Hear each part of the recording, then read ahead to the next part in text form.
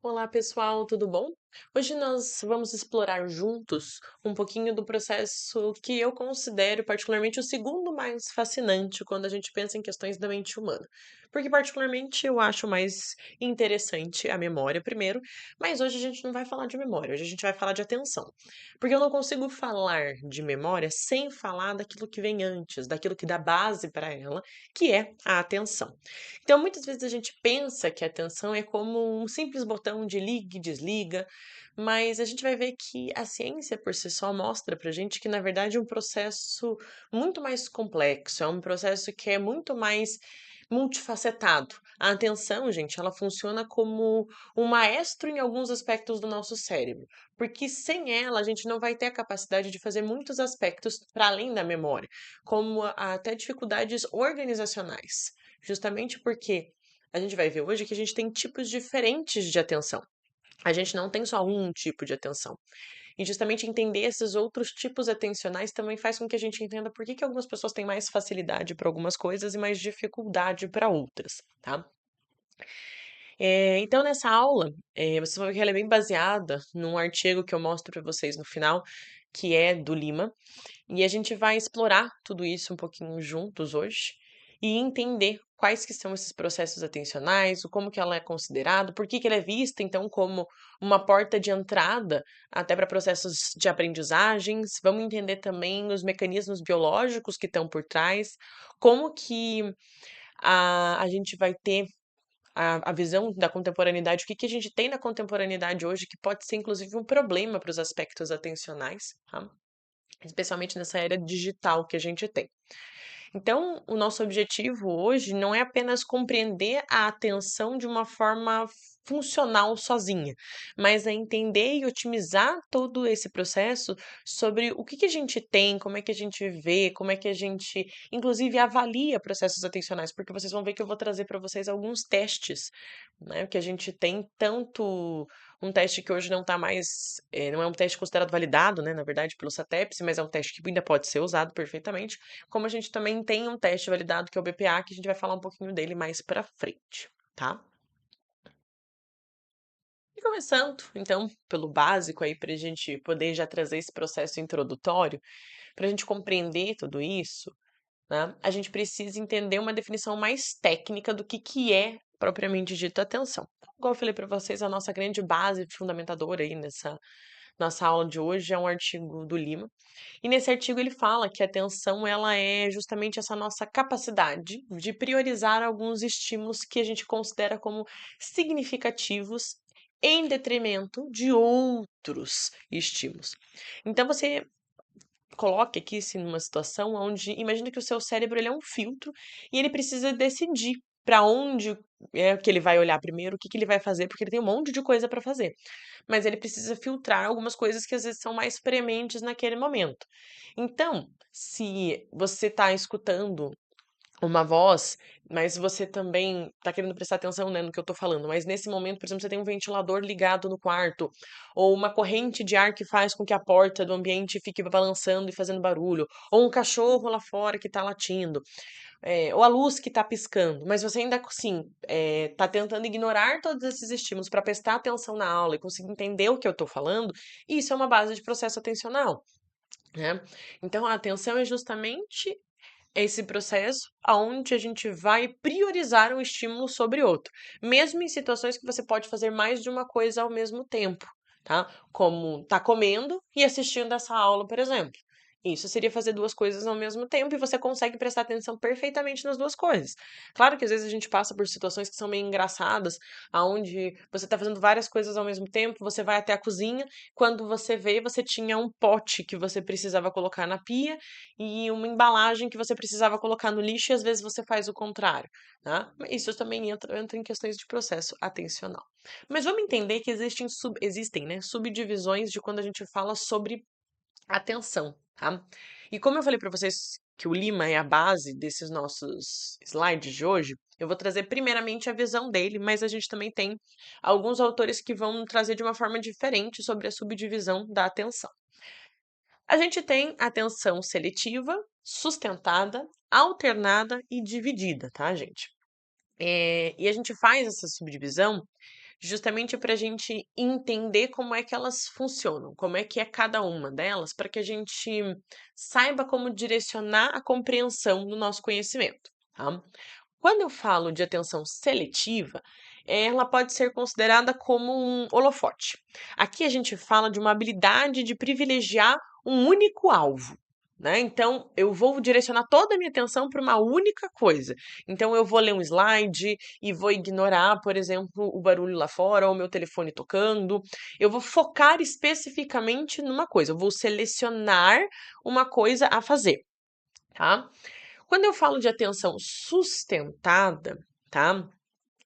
É de você entender até alguns autores falam que ela seria uma resistência, seria uma ideia de resistência, onde você vai manter aquele holofote que seria a atenção seletiva, mas acessar esse momento num alvo, num período mais prolongado para realizar uma tarefa. Ou seja, eu vou primeiro selecionar, então a atenção seletiva, eu vou selecionar o que eu quero fazer, então, eu quero prestar atenção nessa aula, e eu vou sustentar isto por mais tempo, ou seja, não vou só olhar para a tela e vou assistir essa aula enquanto eu cozinho. Não, eu vou realmente sentar na frente do computador ou pegar o meu celular e acompanhar o que a professora está falando. Vou lendo os slides que estão ali na tela sendo projetados para mim, mas vou escutando o que a professora está falando e vou ficar durante um bom tempo aqui, tá? Aqui a gente fala numa manutenção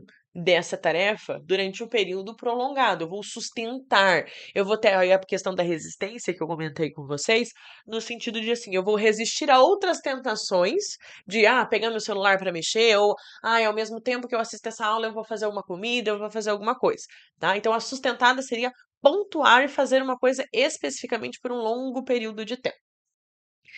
Vou ter também a alternada, também trazida, né, pelo Lima aqui, como uma definição de uma ideia de uma flexibilidade mental. Aqui seria uma questão de uma capacidade de alternar o foco do que a gente está fazendo.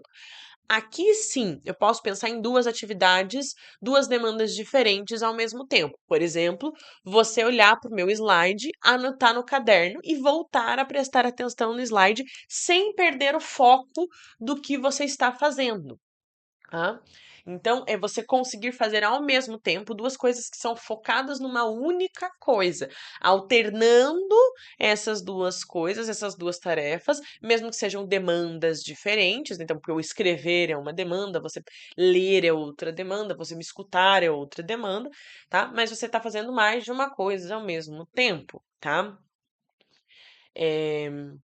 Aqui você necessariamente para uma coisa para fazer a outra. Então você para de olhar o meu slide para olhar para o seu caderno, tá? A gente vai ter a atenção dividida, que aí essa é conhecida inclusive como a ideia daquela pessoa que é multitarefas, aonde eu vou tentar distribuir várias coisas ao mesmo tempo, vários recursos entre vários estímulos simultaneamente. Então, eu posso estar pensando aqui em você prestando atenção na minha aula nesse momento, mas alguém entrando para falar com você no seu quarto ou no ambiente que você está assistindo e essa pessoa te interrompe no meio da aula para conversar com você. E você para de prestar atenção aqui, conversa com a pessoa e depois retorna para cá. Ou assim fica ao mesmo tempo escutando o que está sendo dito aqui e escutando o que a outra pessoa está falando. Necessariamente a gente vai ter uma qualidade de aprendizagem quando a gente faz isso? Gente, depende de pessoa para pessoa.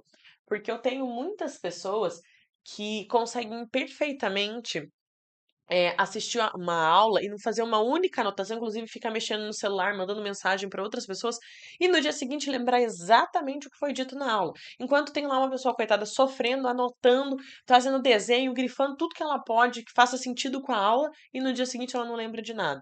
Porque a gente tem pessoas que têm mais facilidade com um tipo de atenção para com relação a outro, tá? Então, A atenção dividida aqui a gente envolve justamente essa distribuição simultânea de atenção múltiplas entre tarefas ou estímulos diferentes, tá? Então, aqui sim é aquela como a gente pensa numa pessoa, igual eu falei para vocês, multitarefas. Então, é você nesse momento tá assistindo minha aula e tá fazendo o almoço, tá fazendo a janta, né? Você tá fazendo comida, né? Que você levou o celular para a cozinha, por exemplo, tá ali cortando cebola, mexendo panela, né? Aí você toca o bip da máquina de lavar e você vai até a máquina de lavar, né? Então aqui a gente pensa entre esse processo entre dois estímulos simultâneos sendo e dividindo a tua atenção, tá? É claro, igual eu falei para vocês, a gente tem pessoas que têm mais facilidade para um tipo do que para outro, tá?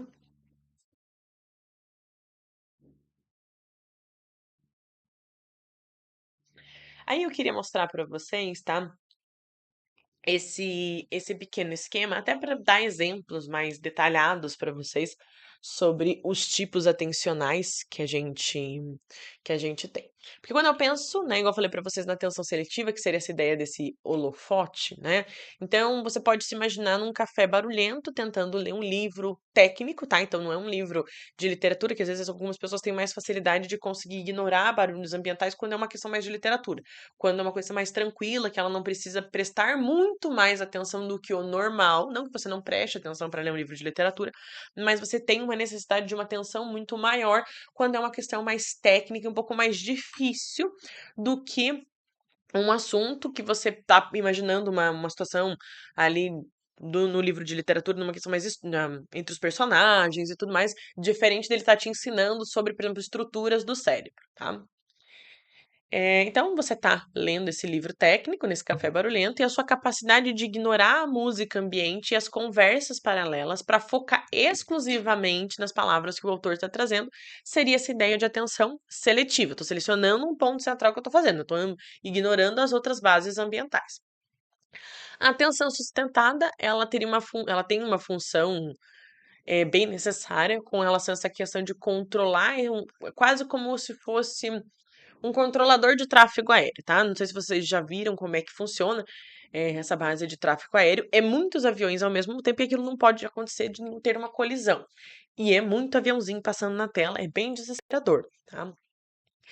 E aí a ideia seria, né, a atenção sustentada seria esse controle desse tráfego aéreo, ou até uma ideia de um cirurgião que está fazendo uma operação longa, mas assim, longa, coisa mais de 5, 6 horas de duração, talvez até mais. Você precisa manter um nível de vigilância, um foco muito maior, constante, para que você não comece a vagar. Porque às vezes assim, às vezes não é nem que a aula é chata, mas você tá lá prestando atenção, a aula até tá interessante, mas bate uma fome e você começa a pensar, nossa, o que que eu vou comer agora? O que que eu vou fazer quando eu sair daqui? Ou nossa, que vontade de ir na praia, de fazer isso, de fazer assim, tua cabeça vai para longe. Só que o que que acontece? A sua cabeça não pode ir para longe quando você tá numa situação aonde existe um risco para aquela pessoa que está na mesa de cirurgia, existe um risco para as pessoas que estão dentro daquele avião.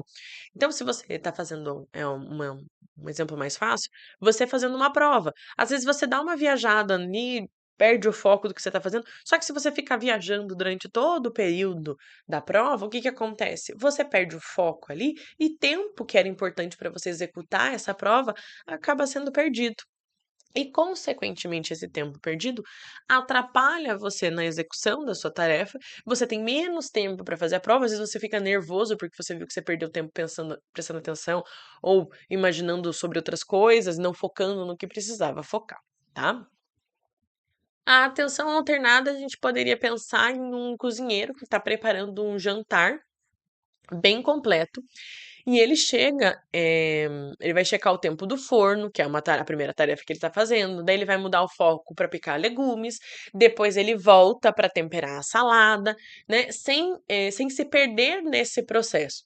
Às vezes fica um pouco confuso, que parece que alternada e dividida é a mesma coisa, mas um ponto importante para vocês entenderem de quando eu falo da alternada, a alternada, literalmente como a palavra fala, eu alterno entre situações. Então, primeiro eu vou fazer então o nosso cozinheiro vai lá, ele vai mexer os legumes, depois ele vai picar um pedaço de carne, daí ele volta lá para os legumes e coloca um pouco de sal, por exemplo, daí ele volta para mexer o chocolate que ele colocou para derreter, depois ele vai lavar alguns pratos, depois ele volta. Então ele para uma tarefa, ele precisa fazer várias coisas, ele ainda tá prestando atenção nos legumes que estão refogando lá na frigideira, na panela. Ele às vezes vai ter que parar no meio o corte ali da carne para poder mexer de volta os legumes para que eles não queimem. Ai, poxa, ele precisa de uma colher, essa colher tá na pia, então ele precisa parar o que ele tá fazendo e ir lá na pia fazer. Então ele alterna, então ele vai fazendo um, para, faz o outro e retorna para fazer aquela primeira coisa. Ou faz uma coisa, depois faz outra e volta para aquela primeira. Então faz uma coisa A, depois uma coisa B, depois vai para coisa C, volta para A porque precisa voltar por algum motivo, pode ir para uma D, depois voltar para B e assim vai. Eu vou uma para a outra, não necessariamente eu terminei, mas eu faço uma para eu paro esta uma que eu estou fazendo para começar a fazer outra e eu posso retornar para esta primeira, tá? Não necessariamente porque eu terminei, mas eu preciso parar porque eu vou fazer uma outra coisa, tá? Nesse meu tempo.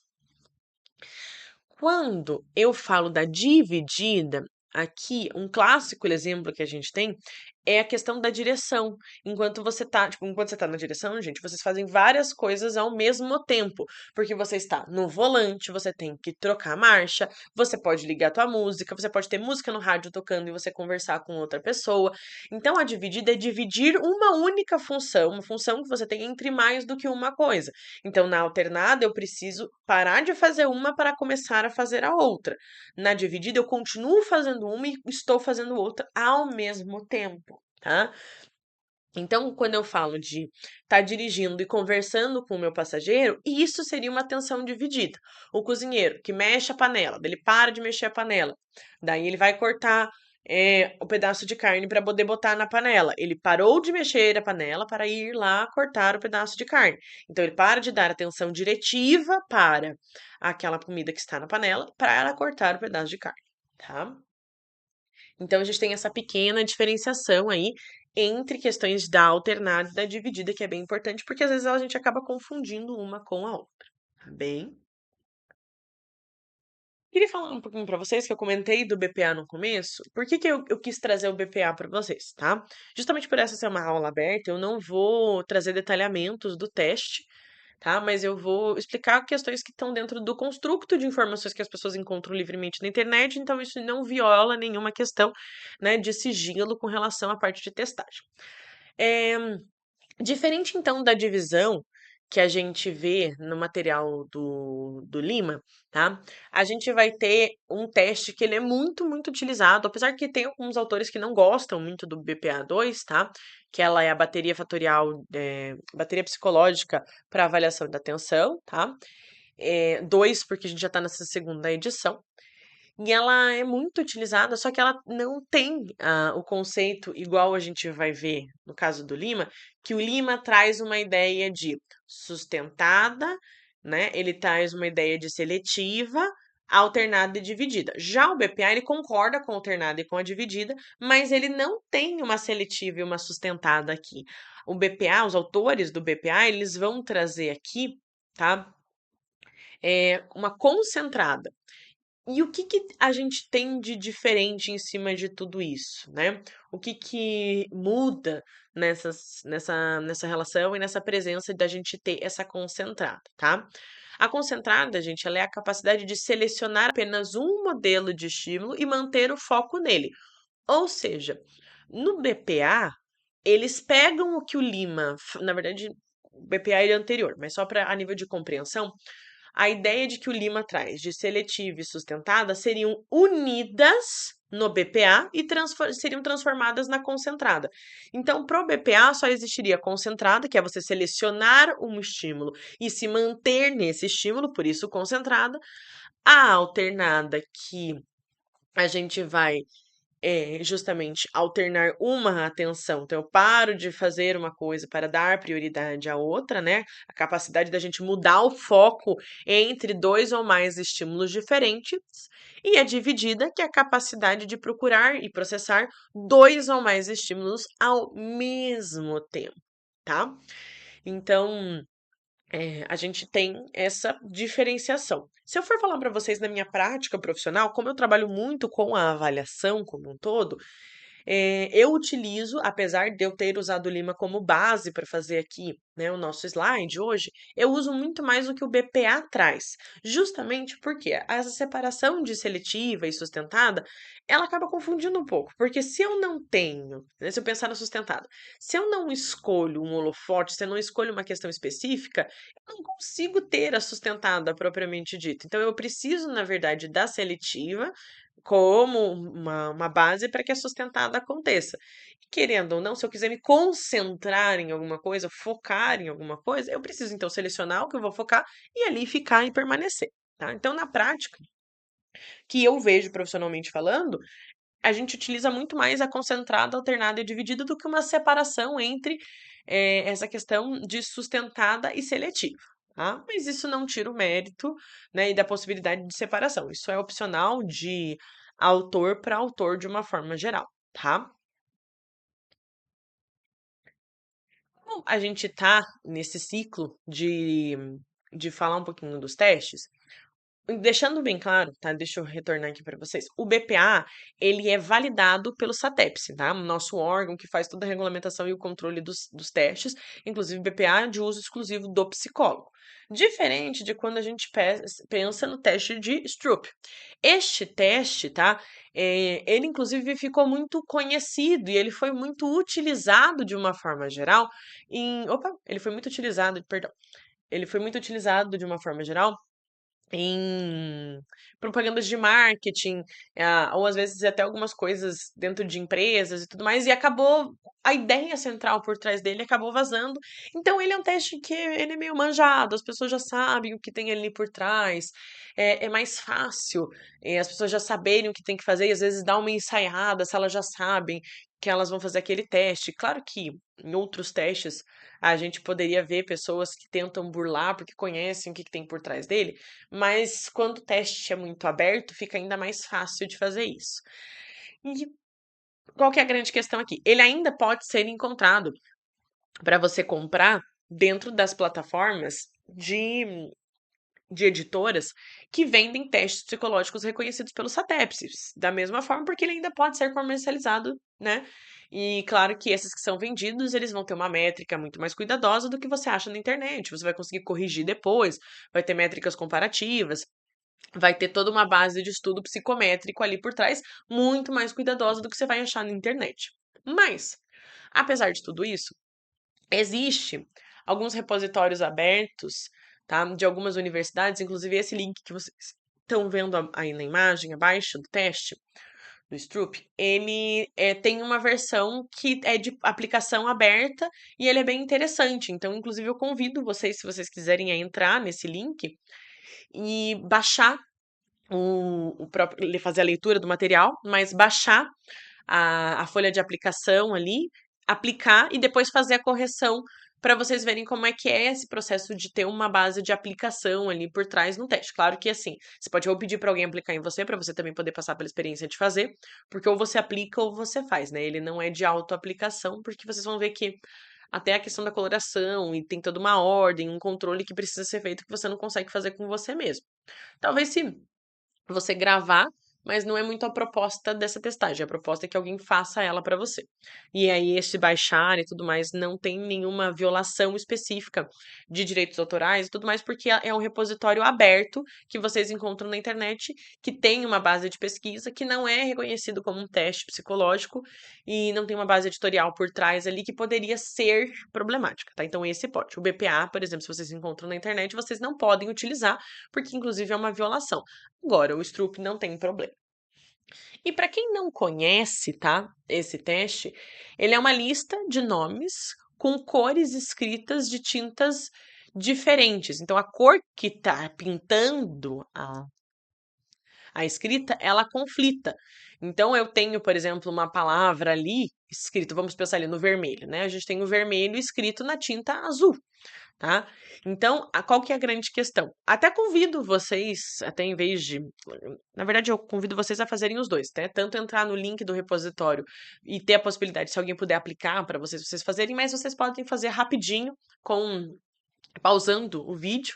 Então eu vou dar as explicações, vocês podem pausar o vídeo para fazer, tá? Foco aqui seria vocês olharem ficar bem próximo, né, do slide para poder visualizar melhor. E vocês têm que falar o mais rápido que vocês puderem, porque a intenção é ser muito rápido e ágil aqui.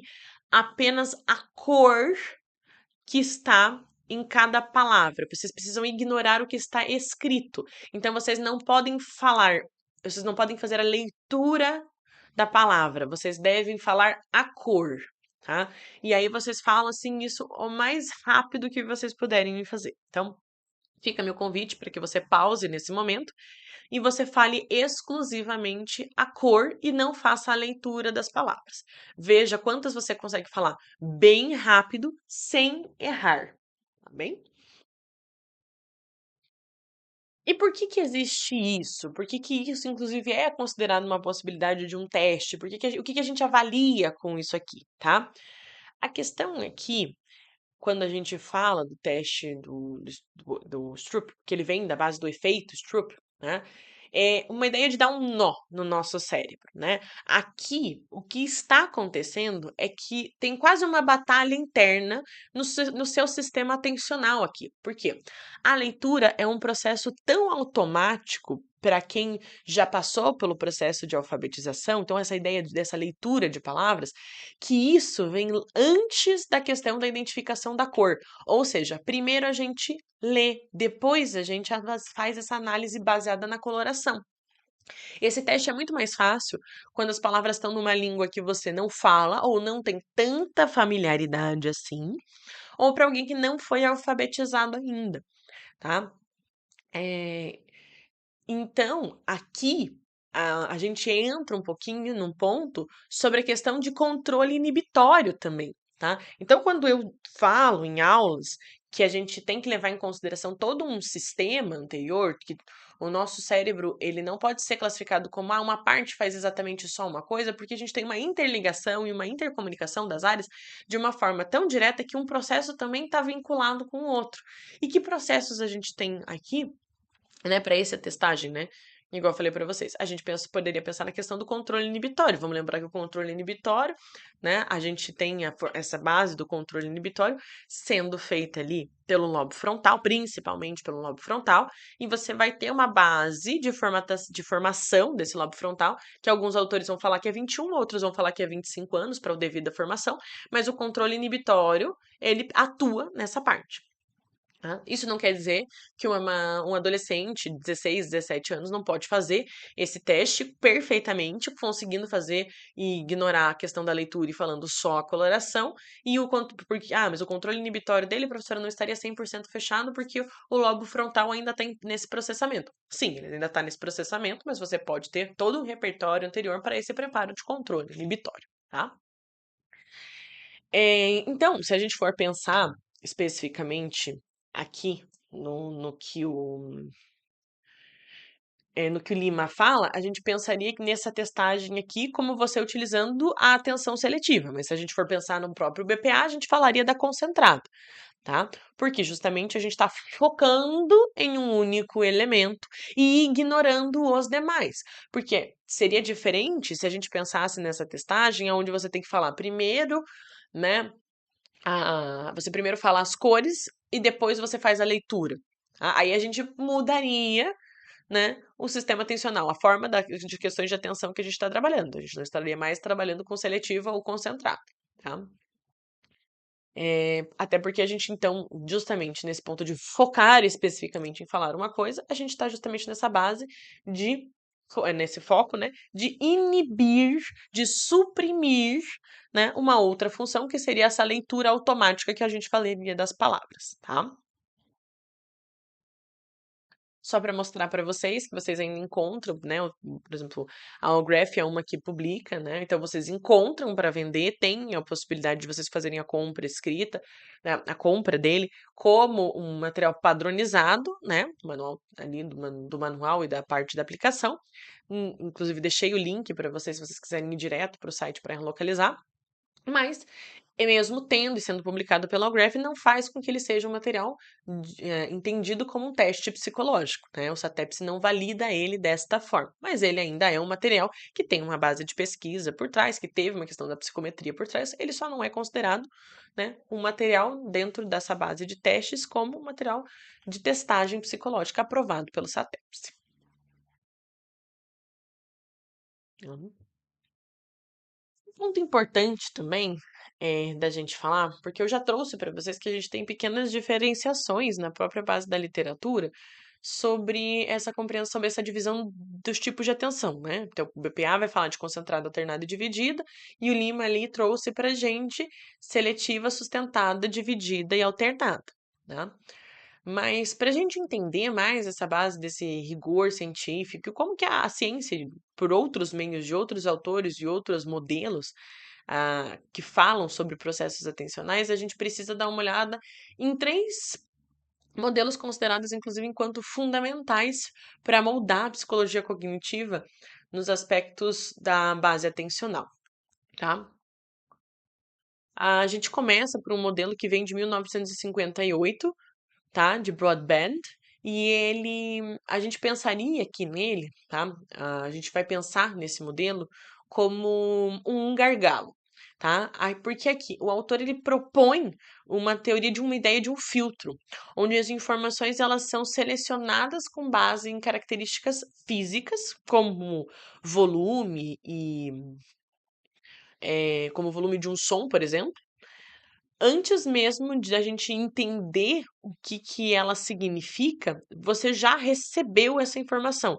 Você já você conseguiu já ouvir isso e essa informação já foi passada, o seu cérebro já recebeu essa informação. Aqui, a gente fala nessa base desse filtro que aquilo que não foi selecionado, ele é sumariamente bloqueado.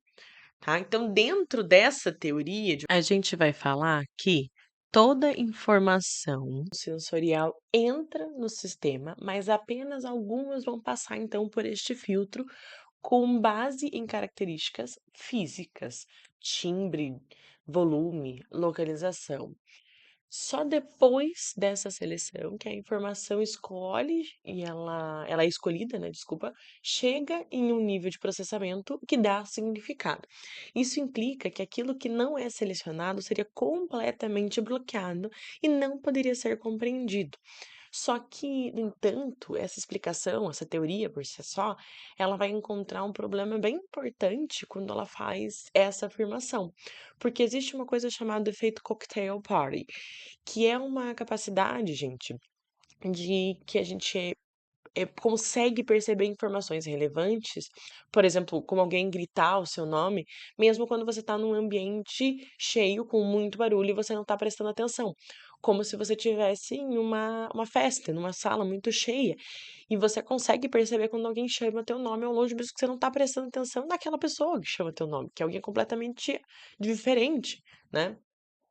E esse fenômeno, ele mostra que tem informações que são que nem toda, desculpa, nem toda informação ela vai ser ignorada, que nem toda informação é totalmente descartada, que a própria ideia do efeito coquetel, ele dá uma abalada e mostra a limitação que essa teoria de Broadbent ela tem.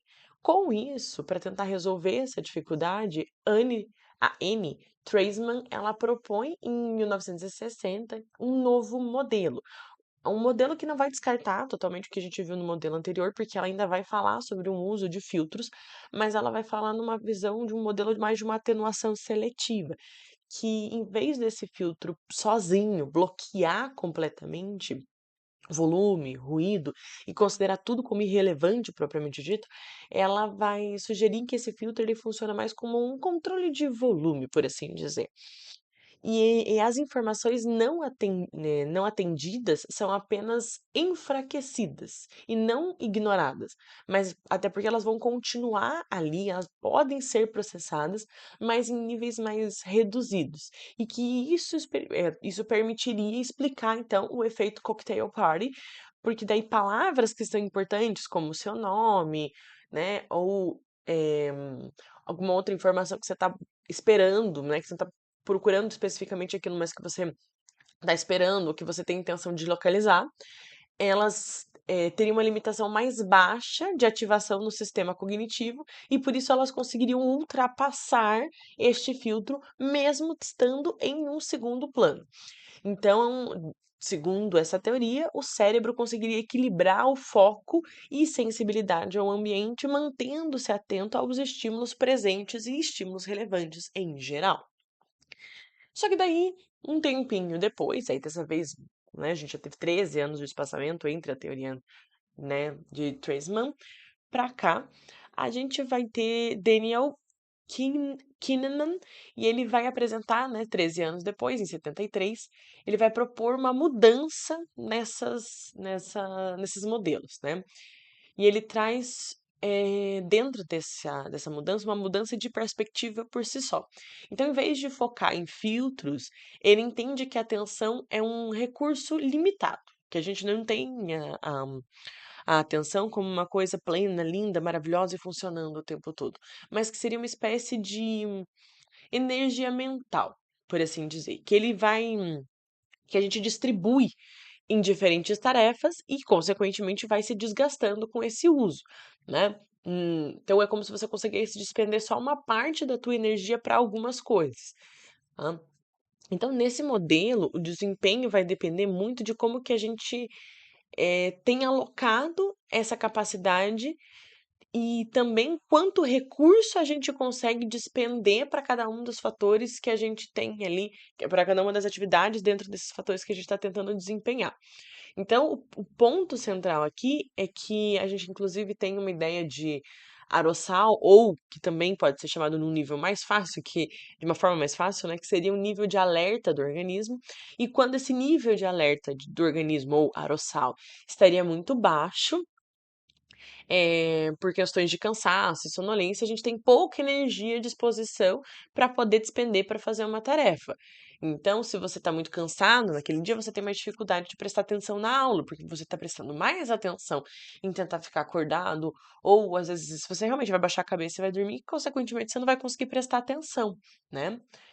Eh, mas a gente também tem um ponto que, por outro lado, quando está excessivamente alto esse nível de alerta do organismo, como em situações de estresse intenso, também há um prejuízo no desempenho.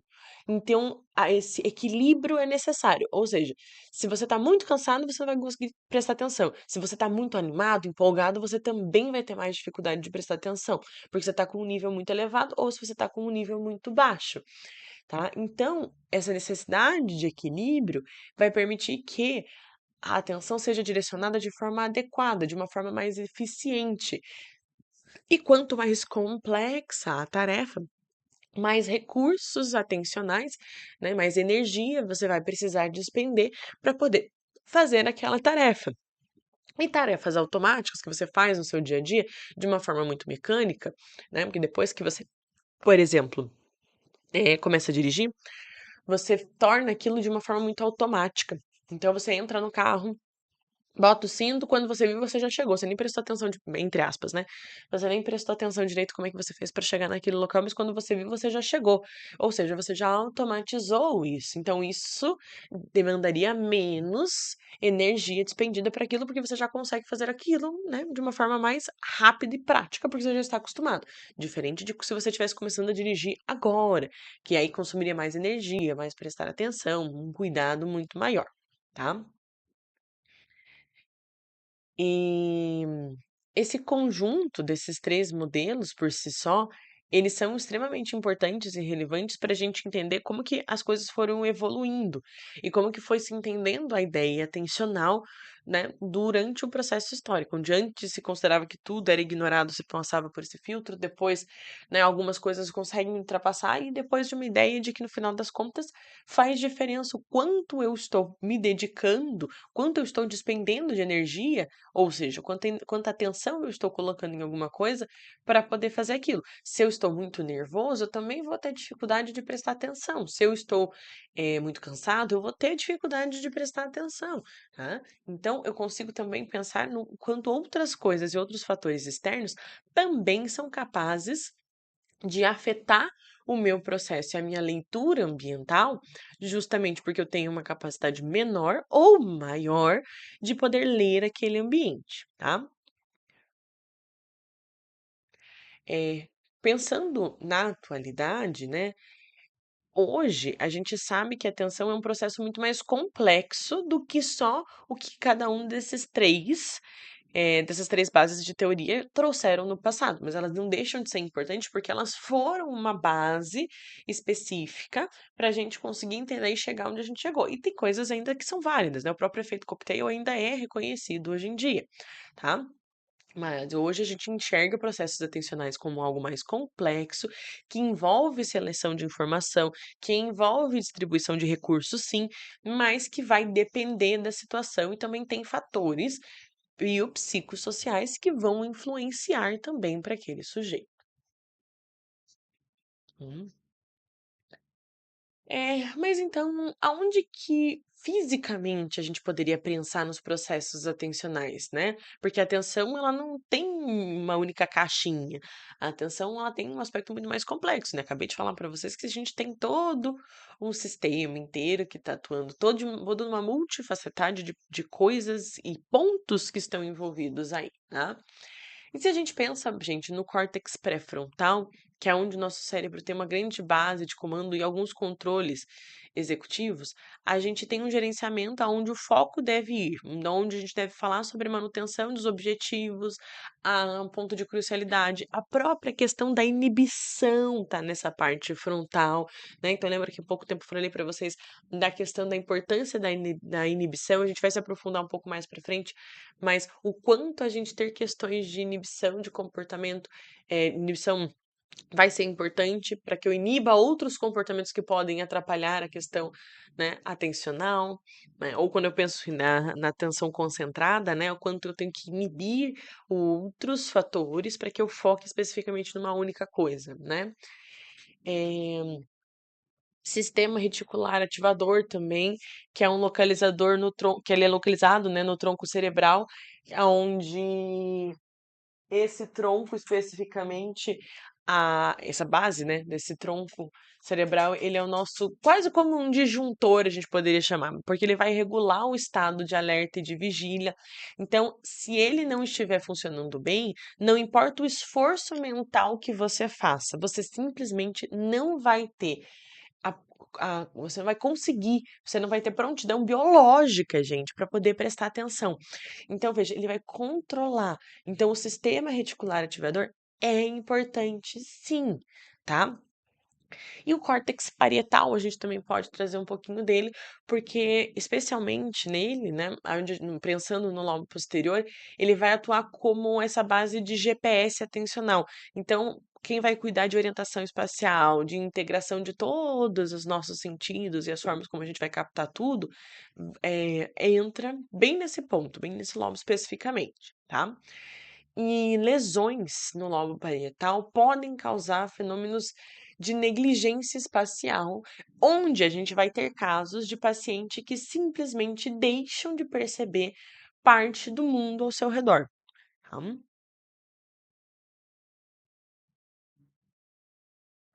Para entender até um pouco mais, né, porque essa questão que eu falei para vocês de inibição, né, que é agora há pouco, mas a gente também precisa falar um pouco sobre seleção e modulação. Tá, a gente para entender um pouco mais sobre isso, desse gerenciamento que o cérebro faz, porque a gente tem que entender, gente, que o nosso cérebro está sendo bombardeado por informações e questões sensoriais o tempo todo. A gente precisa, então, para até organizar na nossa aula, para aprofundar e entender um pouco mais, para que todas essas informações que eu estou trazendo para vocês, elas também consigam se alinhar, a gente precisa entender que a atenção ela vai ser composta por uma grande base, por 3 mecanismos centrais, tá? Que vão trabalhar em milissegundos de diferença entre um e outro, tá? Nós vamos ter seleção, modulação e inibição, tá? Então vamos começar pela própria seleção, tá? A seleção é quando o cérebro decide para onde que essa atenção vai. É um momento de selecionar onde que vai cada uma das informações, e aí pode acontecer de duas formas. A gente tem duas formas principais. A gente tem a atenção bottom-up, que ela acontece quando algo no ambiente chama a nossa atenção automaticamente, e é um caso de um barulho alto, uma luz forte, alguém gritando teu nome. Então aqui você não escolhe efetivamente prestar atenção, não foi aquela coisa tipo, vou sentar aqui e vou fazer isso. Aqui é como se a gente tivesse um estímulo que nos puxa a atenção. É quando você está no meio da rua dirigindo e de repente você escuta um barulho que parece uma batida, você fica preocupado e olha para aquela direção, né? Não é uma coisa que você pensa, preciso olhar para este lado, mas é uma coisa que você simplesmente já fez. Então aqui é um processo automático, rápido, né? Inclusive, muitas vezes ele está ligado com questões de sobrevivência.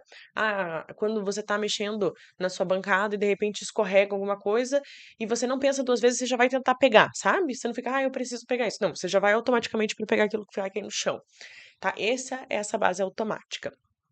Mas nós também temos, aqui dentro da parte da seleção, a top-down. A top-down, ela já é o oposto da bottom-up, no sentido de que ela é voluntária. Ela você escolhe fazer aquilo. Então, ela você sentou e falou: vou assistir a aula da professora neste momento, ligando, pegar no YouTube, colocar, entrar no link que ela mandou, ou buscar o assunto, sentar e assistir. Então, você escolheu sentar e prestar atenção efetivamente naquilo, tá? Aqui ela é voluntária, guiada por um objetivo base seu ali, que você tem todo um motivo por trás de estar fazendo isso, tá? Então acontece quando você decide focar, você decide fazer aquilo, né? Então, pegar um livro para ler, né? Prestar atenção na aula, preciso virar à esquerda, virar à direita, vou no mercado, vou escolher os melhores preços. Então, aqui é neste sentido, tá? Há um esforço mental bem maior envolvido, uma interação maior envolvido. Na prática, a nossa atenção está sempre muito mais para esse sentido, né? Onde você está sempre disputando forças, onde o ambiente também vai capturar a tua atenção e aonde você vai redirecionar a tua atenção. Então, na prática, a gente tem muitos momentos que a gente está tentando o tempo todo ficar no top-down, mas a gente tem o bottom-up acontecendo o tempo todo. Então, você está numa sala de aula, assistindo uma aula, e a professora está explicando, você se esforçando para prestar atenção, para fazer as anotações. Aí um colega está conversando lá atrás, e isso entra no bottom-up. Aí toca o alarme de incêndio, todo mundo tem que levantar, tem que sair. Então, outras coisas vão guiando sua atenção, tá?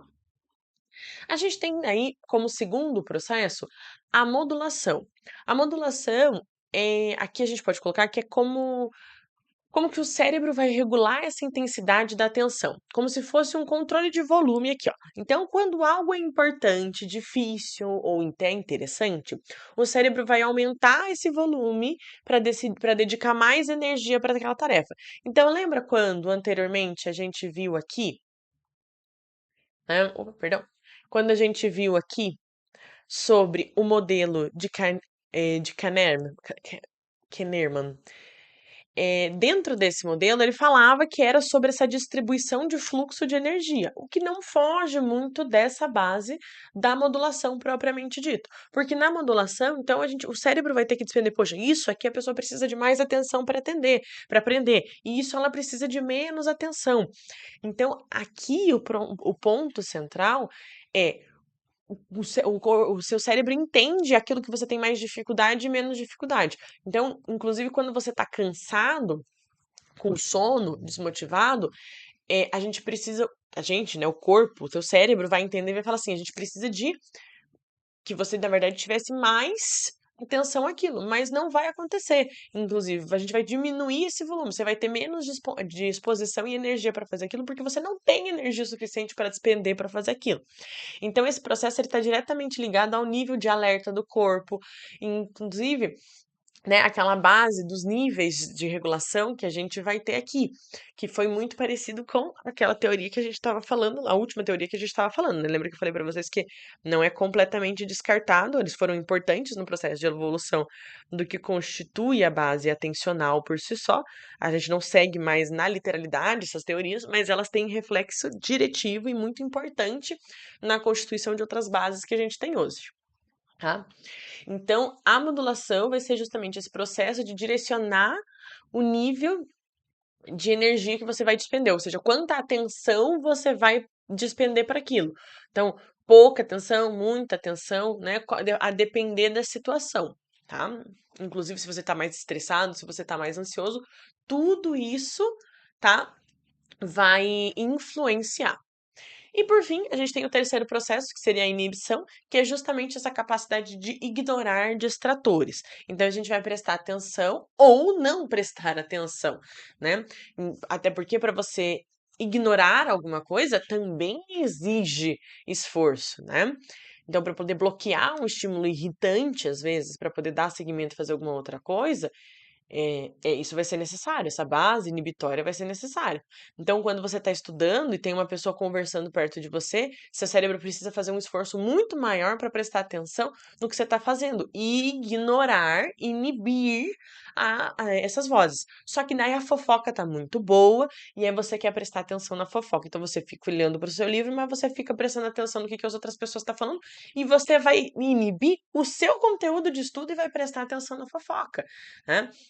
Então, eh, a gente tem essa questão também. Ou eu posso tentar fazer os 2 ao mesmo tempo, vou estar despendendo energia para os 2, mas não necessariamente que eu vou fazer com muita qualidade, porque às vezes a fofoca vai estar muito boa e eu não vou conseguir inibir a fofoca e vou prestar atenção muito mais nela, né. Mas consome bastante energia, tá.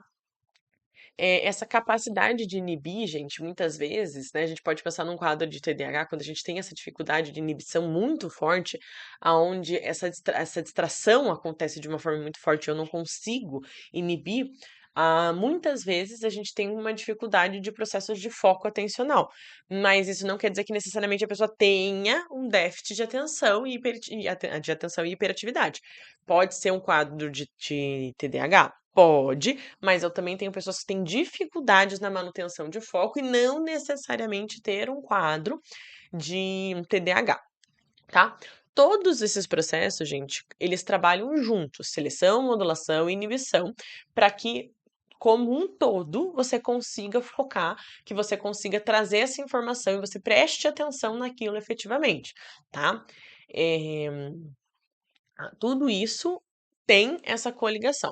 Pensando num exemplo aqui, vamos pensar, você fazendo prova numa sala de aula, tá? Então você está sentadinho fazendo sua prova, de repente alguém derruba uma cadeira, né? A pessoa derruba a cadeira, ela foi fazer um movimento ali para sentar, porque chegou atrasada, sentou, foi sentar e derrubou a cadeira, né? Isso faz um super barulho e automaticamente você se vira para ver o que aconteceu. Isso, bottom up, tá? Uma ação externa. Você não queria prestar atenção naquilo, você estava focado na sua prova, que era ali a top down. Só que em seguida você precisa voltar a prestar atenção na sua prova. Voltamos para o top down. Então você vai ter que ignorar, né? Aí aquele colega vai começar a arrumar a bagunça dele, vai fazer mais barulho. Você já sabe que ele tá ali, vai tentar ignorar aquilo para poder focar no que você vai estar fazendo. E aí a gente vai entrar nas questões de inibição, né? Só que para você poder entrar nesse nível de inibição, você já teve que ter tido a modulação antes, porque você vai ter que ignorar esse aumento de barulho que vai estar lá atrás, você já sabe o que está acontecendo, mas você precisa voltar e se concentrar efetivamente naquilo que você estava fazendo, né? E aí, às vezes, até tem mais alunos cochichando ou mais barulho lá fora acontecendo, e aí isso faz com que você tenha que fazer mais esforço ainda para o processo de inibição acontecer, tá? Dando seguimento aqui, quis trazer para vocês um pequeno contexto, né, para a gente entender, de que a atenção ela é primordial e base para os processos atencionais. Eu não consigo ter memória sem atenção, tá? É claro que eu tenho quadros específicos que podem afetar a sua memória, claro, mas se eu não tenho um bom processo atencional anterior, eu não tenho consolidação de memória. Eu não consigo consolidar uma coisa que não passou por um processo de identificação, que não passou por um processo atencional anterior, onde você viu, entendeu, processou e arquivou. Se você nunca viu alguma coisa, não tem como você saber sobre aquilo. Se você nunca viu, se você nunca ouviu, se você nunca estudou sobre uma coisa, não tem como você saber da existência daquilo, né? E isso é a base atencional quando a gente fala na memória, tá? Até porque, gente, às vezes algumas pessoas acham que sempre que alguém esquece alguma coisa é porque a memória da pessoa necessariamente é ruim. Nem sempre a memória da pessoa é ruim. Às vezes a atenção dela é péssima. Às vezes ela esquece porque ela tem uma falha, tanto na codificação da memória, tá? Quanto ela também pode esquecer porque ela sequer prestou atenção naquilo. Se você vai um dia cansado para a aula, e aí, mesmo sendo o assunto mais interessante do mundo, mas você passou a aula inteira pensando que você precisava ir embora porque você tinha outras coisas para resolver, obviamente, gente, você não vai conseguir se concentrar e prestar atenção, e quando se você não presta atenção, você não vai arquivar a informação, tá? Até porque, para que a atenção faça todo esse processamento e aquilo se torne uma memória, tudo que está à nossa volta passa pelo nosso sistema sensorial. Eu vou precisar dos sentidos, que é o nosso contato externo com o mundo, para com a relação interna. Ou seja, por meio do externo, eu tenho contato, eu visualizo, presto atenção e vou passar de uma memória de curto prazo para uma consolidação de uma memória de longo prazo. Estou sendo bem simplista no que estou explicando. Vamos ter momentos aí mais para frente para a gente falar sobre memória, mas você precisa ter lido sobre um assunto, escutado sobre aquele assunto, visto aquele assunto, vivenciado aquela questão, sentido aquele cheiro para saber cheiro do que se trata, pelo menos uma vez na vida, ou comido aquilo para saber como é, sentido a textura de alguma coisa para você saber identificar aquilo. Não tem se eu falar para vocês, ai gente, vocês já comeram, né, jaca. Jaca não é uma coisa que todo mundo já tenha comido. Tem muita gente que nunca sequer provou e não sabe nem o formato que uma jaca tem. Quem já provou, independente de gostar ou não gostar, se você já provou alguma vez, você sabe se você gosta, não gosta, mais ou menos como é o sabor, mesmo que faça muito tempo que você já comeu. Agora, se você nunca nem viu uma jaca na sua frente, você sabe que é uma fruta, mas você não viu, você não sabe o sabor efetivamente dele, você pode até saber do que eu estou falando, mas quando eu descrevo o sabor dela para você, não vai fazer muito sentido você até vai entender o que eu falo, mas não vai fazer sentido para você porque você nunca provou aquilo. Então eu preciso da base atencional de vivenciar aquilo com o mundo para que eu passe por processos de consolidação, seja de memória de curto ou longo prazo, tá? Então sim, memória é essa porta de entrada, né? Atenção, desculpa, ela é a porta de entrada para a memória, tá?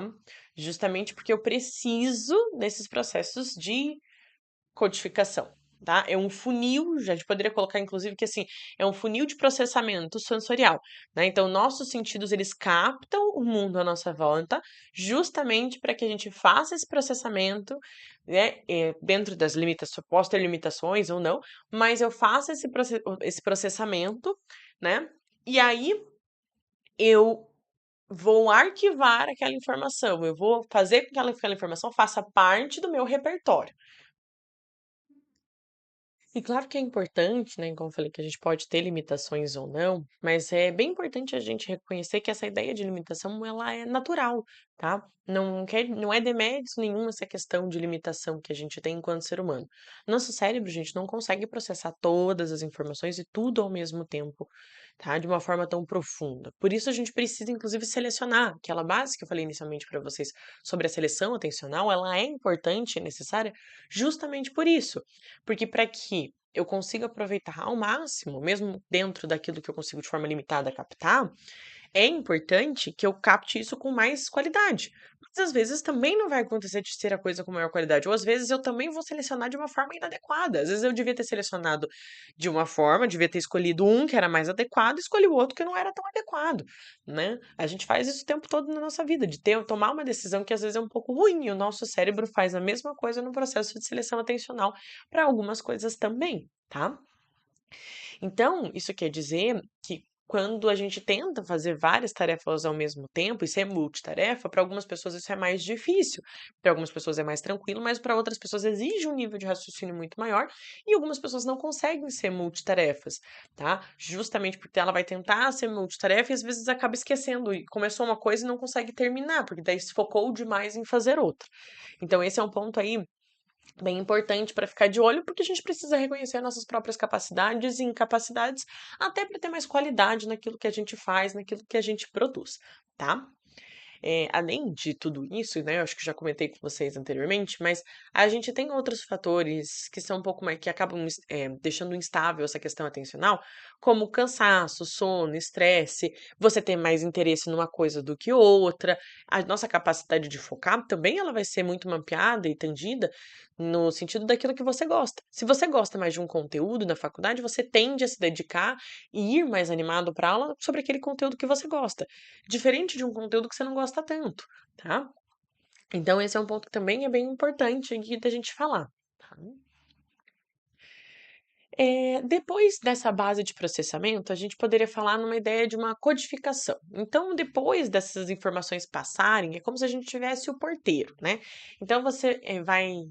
Esse segundo passo, dentro da base da codificação, é justamente que, assim, para que eu tenha, né, essa base inicial, então a informação já veio, eu já recebi essa informação, mas eu preciso arquivar esta informação, tá? Então, a gente poderia pensar na questão aqui da memória de trabalho, que a memória de trabalho é um esforço mental temporário, onde a gente vai manter essa manipulação de informações por alguns segundos, mas que um estímulo chega até lá, para que ele chegue até lá, né, ele precisa dessa base atencional. Quando você presta atenção em algo, você está basicamente marcando aquela informação como algo relevante. Isso vai aumentar muito a chance de que aquela informação em si seja armazenada depois de um tempo e passe a ser uma memória de longo prazo. Porque eu tenho memórias de curto prazo, então assim, passei na frente de um lugar, achei o lugar bonito, eu vou. Qual que é o nome desse lugar? Restaurante X. Restaurante X, restaurante X, restaurante X. Aí você chega em casa, você estava sem o telefone, você chega em casa, joga no computador, ou anota no celular, ou anota no papel, restaurante X. Isso aqui, daqui 5 minutos, né, você esquece o nome do restaurante X. Porque não é uma informação que você precisa guardar mais. Se você quiser, você tem anotado aquilo lá, você volta a olhar depois. Mas eu tenho informações que eu preciso guardar. E eu preciso que aquilo seja consolidado. Então, eu preciso saber daquele conteúdo para poder fazer a prova. Então, normalmente, a gente pode revisitar aquilo estudando. Tem várias formas da gente fazer isso. Mas o ponto central é, quando você põe atenção sobre alguma coisa, igual eu falei, você marca aquela informação como relevante, eu tenho mais chances de codificar isso de uma forma que aquilo de fato seja codificado, né? Que fique para longo, se torne de longo prazo, tá? Eh, Então eu tenho a possibilidade, tá, de informações que são rapidamente processadas e logo são esquecidas, mas eu também tenho informações que podem ser, sim, tá, arquivadas para a nível de longo prazo. Como eu falei, nosso foco hoje não é memória, é mais a base atencional, mas, né, eu quis pincelar com vocês porque a gente precisa de atenção para ter consolidação de memória, tá? Eh, Queria falar antes também aqui, que é um exemplo que é bem comum, que a gente usa para falar um pouco sobre um fenômeno chamado de leitura automática, tá? Não sei se vocês já notaram, mas sabe quando você lê uma página inteira e no final percebe que não lembra de absolutamente nada?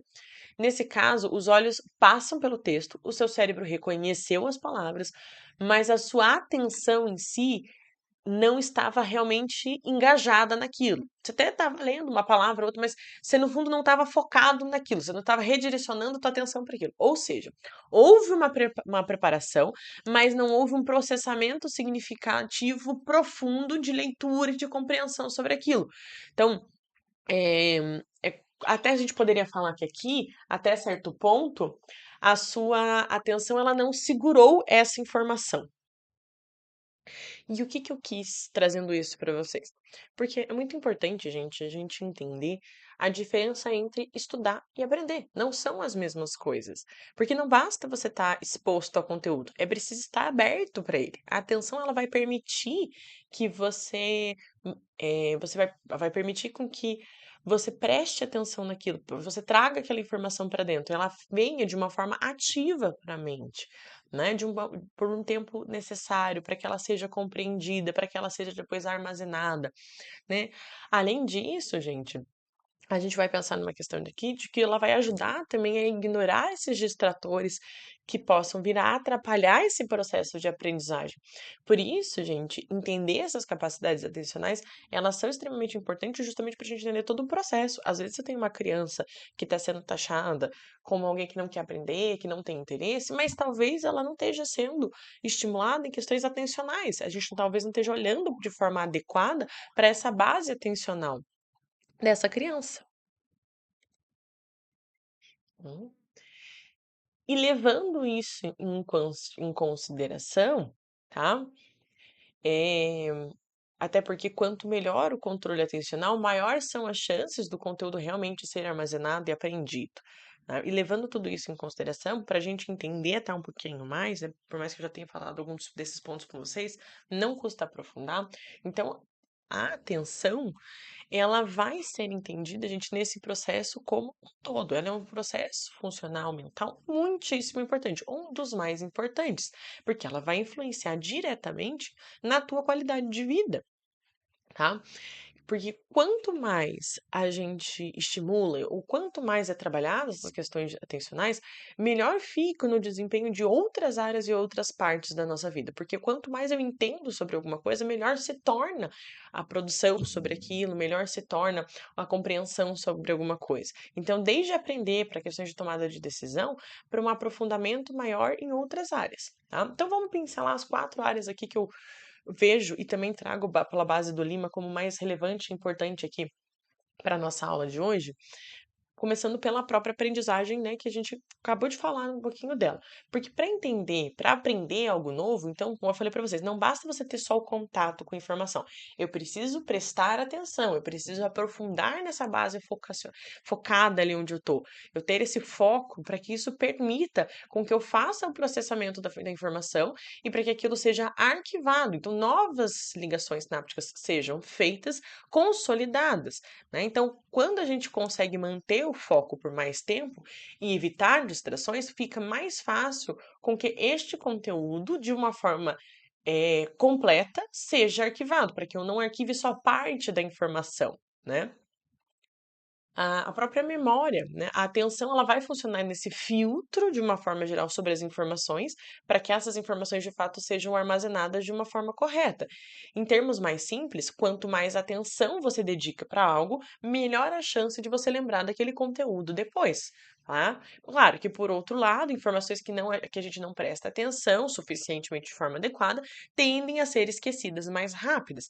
Da mesma forma que às vezes eu posso estar com um ápice emocional muito grande naquele momento, e a informação, como eu prestei atenção e me conectei ao mundo naquele momento, vamos lembrar que tem a questão dos sentidos envolvidos, isso pode fazer com que a informação seja arquivada com informações falsas, com informações erradas, com interpretações equivocadas da minha parte, e essa informação seja consolidada como uma grande verdade, tá? Como terceiro, a gente tem aqui, né, a própria questão de resolução de problemas e questões de criatividade, né? Quando a gente enfrenta um problema e a gente precisa manter essas informações importantes na mente, ao mesmo tempo, a gente vai comparar com possibilidades ou ignorar aquilo que ao ponto dos distratores novamente, que não vão ajudar. Tudo isso vai depender da atenção. Ela vai permitir que você segure uma ideia enquanto você pensa, você faça bases associativas, coisas que você foi aprendendo, vindo, desenvolvendo ao longo da vida, você consegue retomar. Então, essa base da criatividade vai depender muito de se criar algo novo. Eu preciso estar focado, eu preciso trazer outras informações, eu preciso fazer associações. Mas para que essas associações sejam feitas, eu preciso ter uma base de foco num trabalho específico que eu estou fazendo, para daí partir para conexões entre diferentes informações, tá? E a própria questão de tomada de decisão, gente, porque decidir e eleger aquilo que é melhor para mim, eu preciso sentar, analisar, prestar todas atenção em todas as possibilidades do que eu vou achar mais interessante ou menos interessante frente as dificuldades e propostas ali que eu tenho para mim e vou considerar todas as informações que tem à minha volta, sejam relevantes ou irrelevantes. Então, vou ignorar algumas, vou descartar algumas, vou trazer, vou buscar coisas novas, né? Então, quando a gente está distraído ou com baixa atenção, a gente tende a tomar decisões às vezes rápidas e não muito interessantes, tá? Cabe trazer aqui também para vocês fatores que vão influenciar esse processo atencional como um todo, né? Porque eu falei algumas questões, né? Porque ali, igual questões de sono e tudo mais, isso pode afetar. Então, a gente vai ter várias bases que recebem, né? Que vão influenciar, que são influências diretivas nos processos atencionais. Ele vai variar bastante ao longo do dia e de pessoa para pessoa, mas existem vários fatores que podem prejudicar ou até mesmo ajudar, né, quando a gente fala em processos atencionais, tá? Primeiro, a gente pode pensar em fatores internos nessa questão emocional mesmo, né? A motivação, o interesse, né, faz toda a diferença. Quando você está interessado em algo, sua intenção ela vai fluir muito mais. Seu desejo de prestar atenção muito maior, até pontos relacionados à tua felicidade. Então, por um lado, a emoção ela é interessante para te estimular, para te animar para algumas coisas, mas ela pode atrapalhar, porque se você está no ápice emocionalmente falando, pode ser que você esteja tão empolgado que você não veja alguma coisa que está na tua frente, você não presta atenção em alguma coisa. Eh, Tem alguns atores até mesmo que chamam isso de sequestro emocional, que quando você está muito estressado, muito ansioso, o cérebro passa a priorizar possíveis ameaças e dificuldades, né, que você possa ter, e essa questão da sua concentração em tarefas, que você deveria estar fazendo, você acaba não prestando tanta atenção, ou você entra num período automático, numa base automática, e acaba ignorando todas as outras coisas que estão à sua volta, porque você tem uma questão atencional muito importante que precisa acontecer para essa questão, que está ali numa possível ameaça, e acaba ignorando as outras partes, tá? Podemos pensar aqui também, ainda nessa parte de fatores internos, na questão de da questão de fadiga mental, que vai também reduzir muito esse processo atencional. Quando a gente está cansado, quando mais a gente está cansado, quanto mais a gente tem uma sobrecarga, vai ficando cada vez mais difícil ignorar, até porque a gente vai ficando mais irritadiço. Então, qualquer coisinha irrita e vai ficando mais difícil manter o foco, porque qualquer coisa te tira desse eixo do que você está fazendo, tá?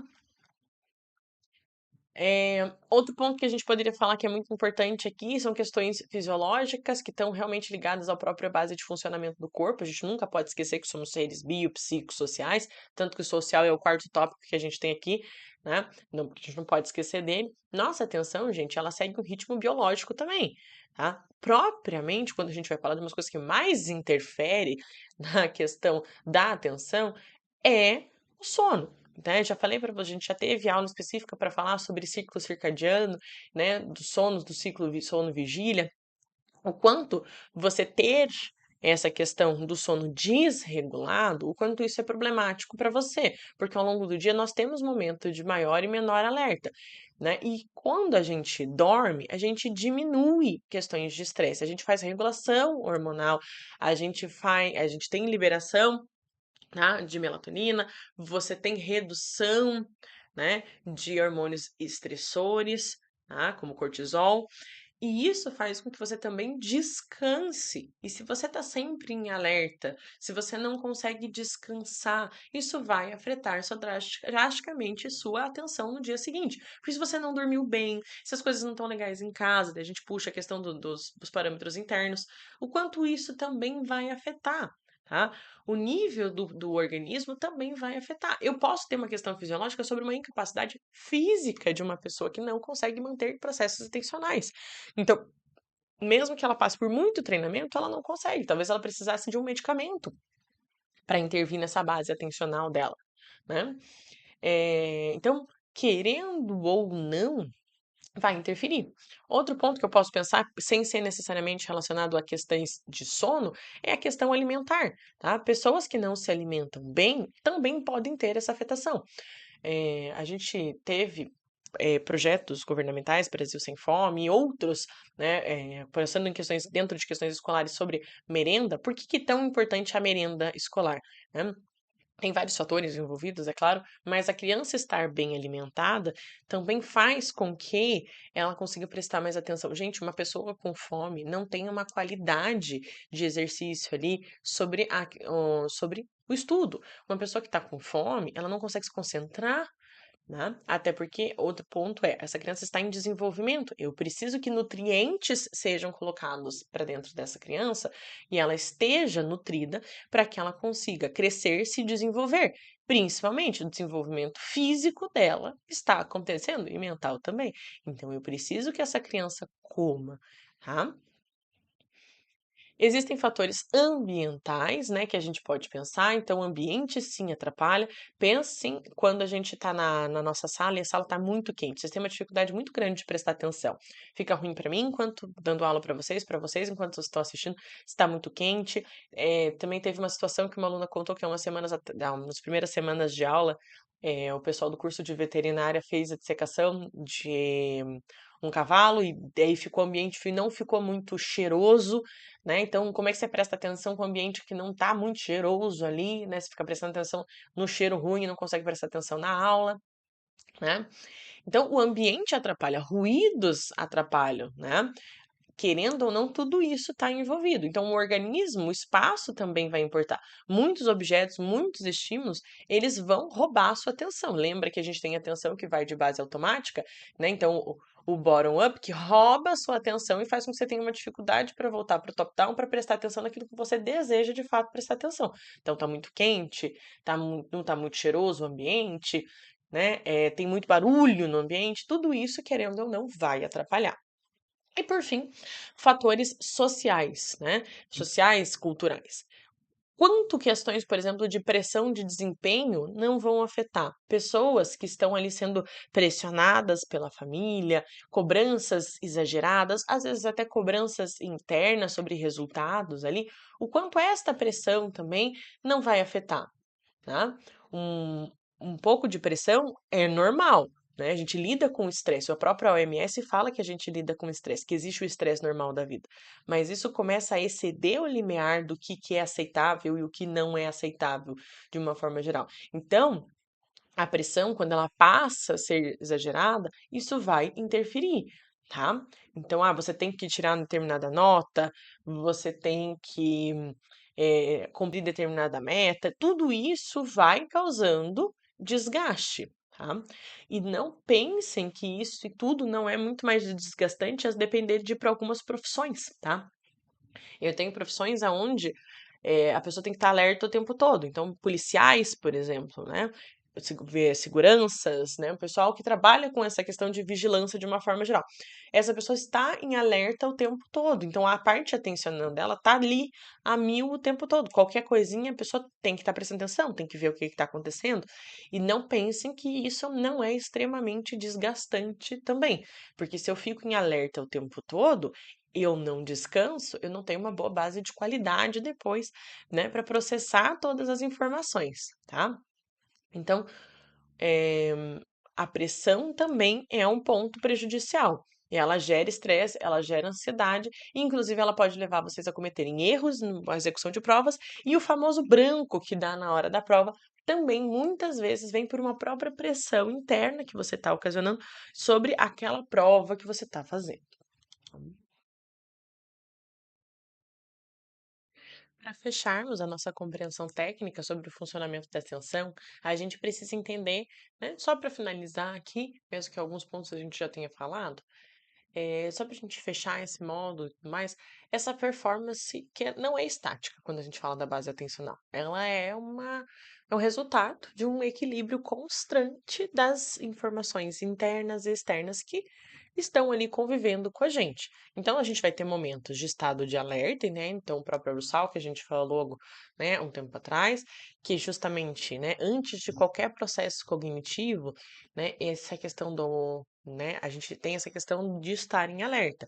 Então, como a gente viu na parte da neuroanatomia, o sistema reticular ativador, ele vai regular o nosso processo de nível de ativação biológica e o seu nível de energia, esse nível que modula, né, o seu dia, ele está abaixo devido à questão do sono e sono, fadiga, né, ou questões, né, de base atencional estão comprometidas. E nenhum esforço de vontade será suficiente para manter esse foco na atenção sustentada se você não está bem, se você não consegue.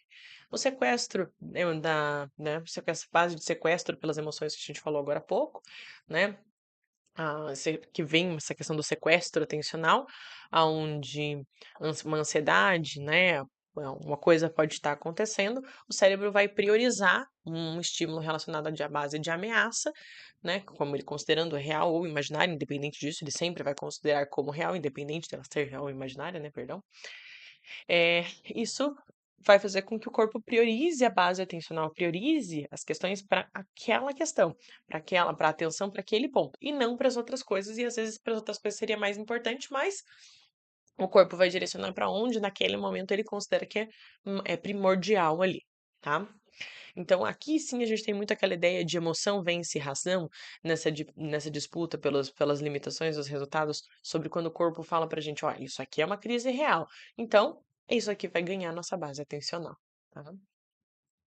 Eh, Sempre que você muda, né, questões relacionadas à base de custo de alternância, né, sempre que você muda o foco entre 2 tarefas, né, que então a gente pensando na atenção alternada, então lembra que eu mexo a panela, daí eu paro, vou fazer uma outra coisa, daí eu volto, posso voltar para mexer na panela depois de novo, mas eu paro uma para fazer a outra, né. Sempre que eu tô falando então dessa atenção alternada, o seu cérebro pega é como se ele pagasse um pedágio. Existe um custo envolvido quando a gente usa, né, tanto a atenção alternada quanto dividida, principalmente, porque a gente tem um custo maior de energia para poder fazer isso, né. As tarefas você precisa de uma base atencional muito mais qualificada e adequada quando a gente alterna ou divide a nossa atenção, porque você precisa lembrar que você tem que voltar. Pessoas que esquecem de voltar é outra coisa, mas se você está indo pela padronagem normal de pessoas que estão fazendo, faz um pouquinho aqui, faz um pouquinho ali, faz um pouquinho aqui, faz um pouquinho ali, ou faz várias coisas ao mesmo tempo, isso vai exigir um custo energético muito maior, tanto na base atencional, né, quanto de outras questões energéticas do corpo, tá? Mas o que que acontece? Essa base multitarefas, ela leva a uma exaustão muito maior e também é mais fácil eu cometer erros. Se eu for uma pessoa que é muito impulsiva, inclusive, trabalhar com atenção alternada e dividida, se te fizer de qualquer jeito, pode ser bem negativo, justamente porque eu não vou focar pontualmente naquilo que eu estou fazendo. Muitas vezes eu posso fazer mais adequadamente uma do que outra. Ou eu posso deixar as duas mal feitas, ou eu posso deixar uma muito bem feita e uma muito mal feita. Né, vai variar. Eu posso ter assertividade nas duas? Posso, não quer dizer que não. Mas existem mais chances de errar. Existe um custo energético maior quando a gente fala aqui, tá? Ressaltando, tá? Sempre que eu falo de questões de custo energético, é de energia do corpo mesmo, que você precisa dormir para voltar a praticar e fazer essas coisas depois. Não é energias cósmicas nem nada do tipo que eu estou pincelando aqui com vocês, tá? A questão do próprio top-down e bottom-up, né, que a gente foi falando aí ao longo da nossa aula, e se em algum momento eu falei bottom down, alguma coisa assim, vocês me perdoem, porque às vezes é tanta palavra que a gente vai se confundindo, mas é top down e bottom up, sempre o bottom up aquilo que distrai a gente de questões externas, né? E o top down é onde você intencionalmente escolhe prestar atenção em alguma coisa, onde a gente tem o córtex pré-frontal trabalhando com bastante força, justamente porque ele vai falar dessa questão de controle inibitório, então você inibir as questões ambientais para poder focar pontualmente naquilo que você precisa fazer. Comentei com vocês também que eu ia trazer alguns testes, tá? Igual eu falei, só vou trazer o nome e a base de construto ali deles, tá? Eu não posso me aprofundar muito porque isso é uma aula aberta, mas todos esses são testes de atenção, tá? São muito usados, inclusive, né? O próprio BPA-2 ali que a gente tem na segunda linha, que eu já comentei com vocês anteriormente, né? Mas as avaliações, de uma forma geral, a gente tem uma gama de testagens, de bases de uso de materiais de testagem, desde aqueles validados pelos SATEPs ao não validados pelos SATEPs. Esses aqui são todos validados pelos SATEPs, né? E a gente tem formas diferentes, né? Às vezes eu posso falar de um teste atencional, por exemplo, assim, ali o BFM4, ele vai ser só sobre avaliação concentrada, focada para questões de motoristas. Então, sim, eu posso trabalhar exclusivamente com um teste que vai avaliar só um tipo de atenção. Enquanto eu posso ter outro tipo de teste, por exemplo, o BPA-2, né, aonde eu vou ter uma bateria mais abrangente, aonde eu vou ter atenção dividida, alternada e concentrada. Então, Eu posso ter essa possibilidade. E veja, a própria nomenclatura de uso também é muito variada, porque veja que o BFM4 ele vai falar sobre atenção concentrada. E o TEAC2, né, a bateria de atenção concentrada de testes de atenção concentrada 2, ele vai falar sobre atenção sustentada. Mas a gente sabe de base que a sustentada e a concentrada são a mesma coisa. A única diferença é que se a gente for levar o que a teoria que o Lima fala, seria sustentado mais seletiva em conjunto para a gente estar falando dessa concentrada efetivamente.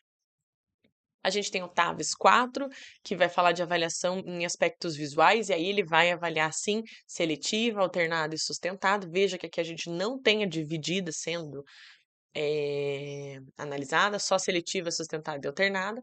E eu tenho o FDT, ou também conhecido como teste dos 5 dígitos, tá? Aonde ele vai medir a capacidade de atenção a questões relacionadas à atenção concentrada e a velocidade de processamento. A gente tem bastante teste, tem muita coisa para quem gosta dessa área de psicometria, dessa área da avaliação, sempre muito bacana, é uma área muito interessante de trabalho. A gente tem vários tipos de teste e até os mesmos testes para memória, muitas vezes eles passam por testagens atencionais por si só. Quis trazer para vocês também, gente, essa lista que tá um pouco pequenininha, talvez vocês não consigam enxergar também, mas é porque ela tá pequena porque eu quis pegar todos num único print. Todos esses testes que estão listados aqui hoje, segundo o SATEPS, tá? Essa lista foi tirada no dia que eu estou gravando esta aula, mas esses são todos testes que hoje, no mês de março de 2026, estão validados, são válidos, estão favoráveis, eles podem ser usados para aplicação. Inclusive, a gente tem testes aqui no meio, veja que o último da lista é o FDT, que a gente falou agora há pouco, mas no primeiro da lista é o AOL.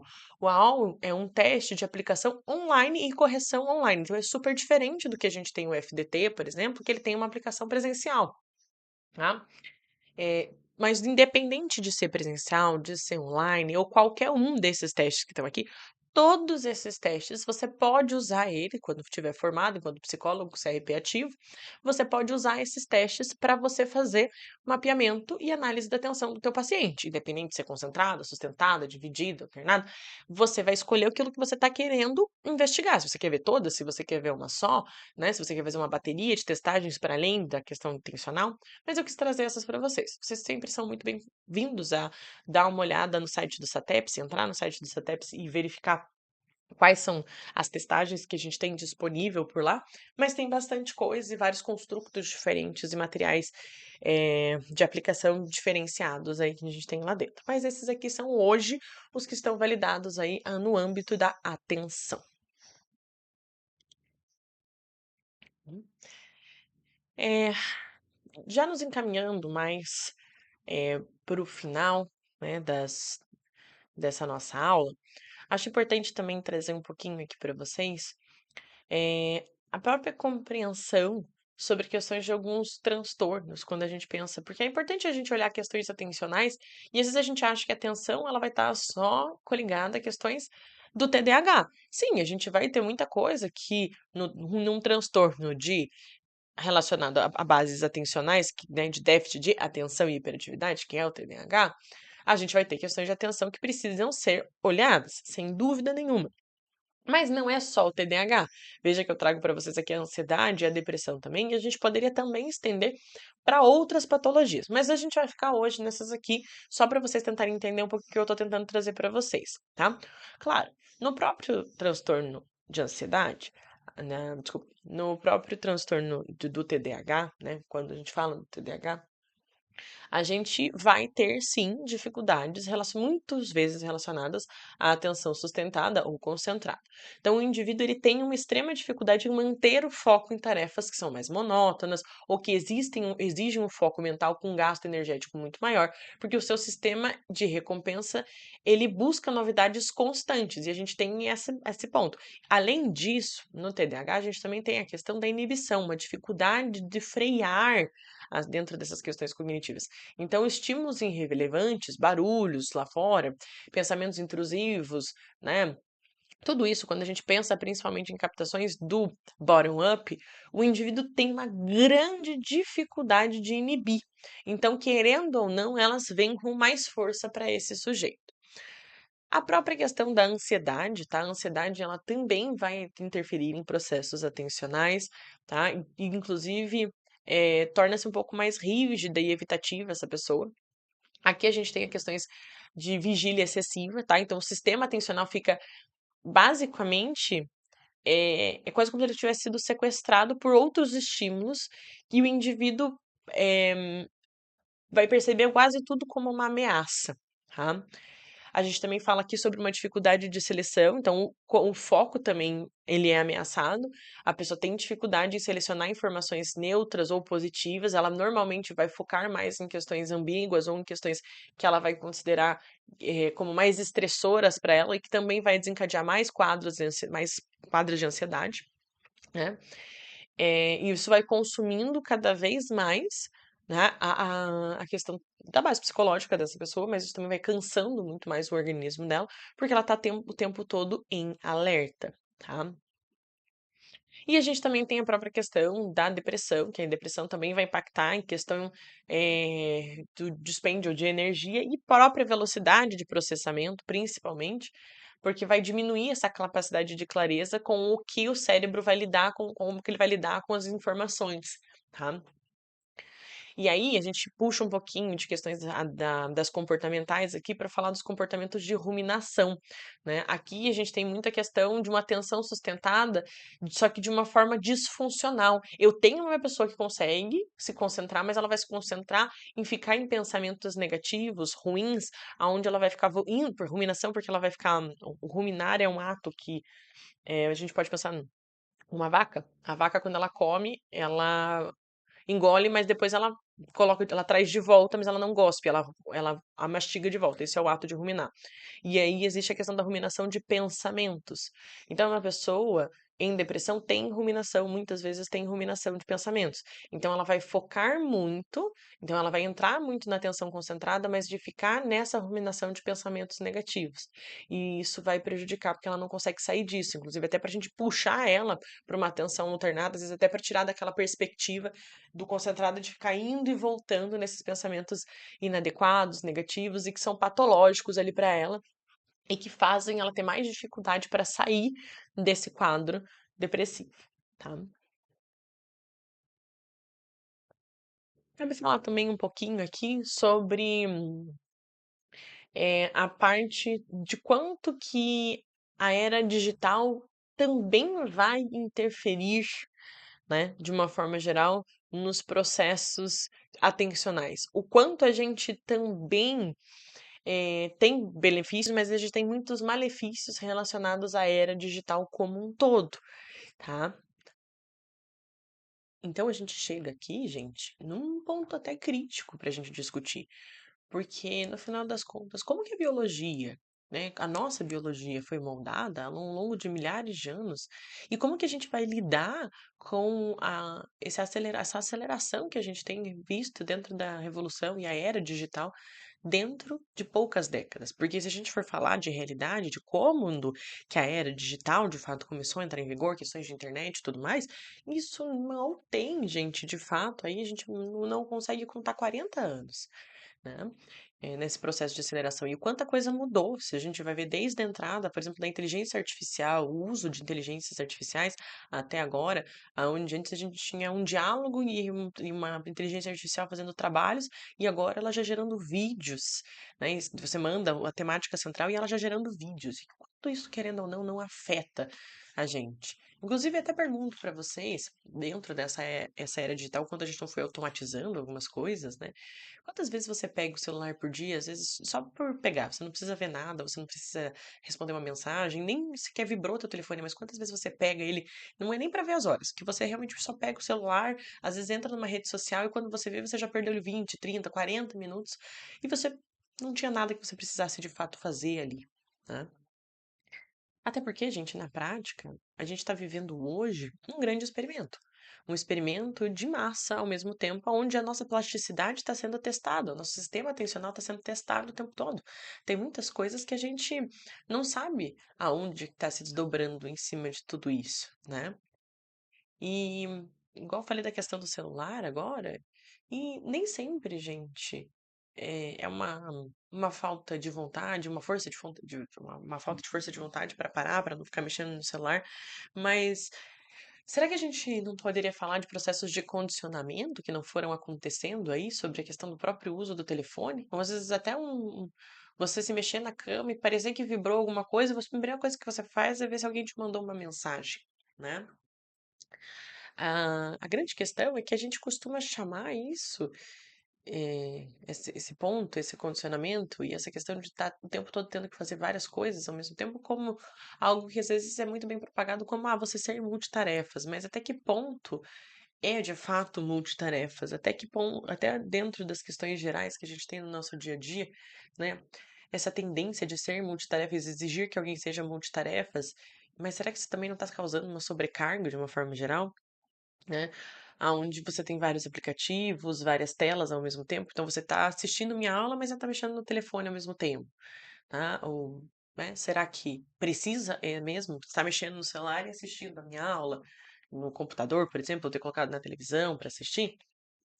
Então, de uma forma geral, né, o que está acontecendo, né? O que o nosso cérebro está fazendo, né? Está acontecendo com o nosso cérebro sobre a questão atencional? Porque a gente está exigindo que o nosso cérebro trabalhe muito pouco em bases de atenção concentrada. Eu estou exigindo muito alternado e dividido o tempo todo no nosso cérebro. E não que isso seja um problema, mas lembre que isso, querendo ou não, causa questões de uma sobrecarga energética em cima de tudo isso, né? E a gente encontra na literatura algumas bases e algumas falas, né, que quando fala que é o cérebro nessa alteração de velocidade que a gente fica exigindo do cérebro, essa troca rápida e essa exigência de ser multitarefas, que isso tem um custo alto e que a literatura chama esse custo alto de um custo cognitivo de troca. E esse custo, gente, ele envolve uma redução de eficiência cognitiva, ele gera maior tempo de conclusão de uma tarefa, e ele também faz, em muitos aspectos, gera um aumento do cortisol, né, que é o nosso hormônio do estresse. Ou seja, se você está fazendo mais de uma coisa ao mesmo tempo, você está fazendo tudo com mais esforço. E, consequentemente, você acaba também fazendo um pouco mais lento em alguns aspectos. Mas eu vou terminar tudo junto. Sim, mas às vezes a gente pode fazer uma única coisa, terminar ela e depois começar outra. Tá? E isso gera menos desgaste. Não, prof, mas eu prefiro fazer tudo ao mesmo tempo. Não, tudo bem, mas saiba que existe um custo energético, um custo de qualidade atencional quando a gente quer ser multitarefas, né? Então, outro ponto que a gente pode falar assim, até aqui, é a própria questão da quanto que a gente não entra em aspectos de fragmentação constante, onde eu constantemente estou fragmentando, estou dividindo, estou parcelando a minha atenção, né? Então, o que que acontece se eu fico o tempo todo atenção aqui, depois atenção ali, daí volta para cá e vai para lá e volta e vem e vai? Eu tô condicionando meu cérebro de que o tempo todo eu tenho que estar buscando novos estímulos, que eu tenho que estar o tempo todo buscando novas informações. Então, eu crio um padrão de reconhecimento onde o cérebro vai passar a buscar estímulos novos o tempo todo, tá?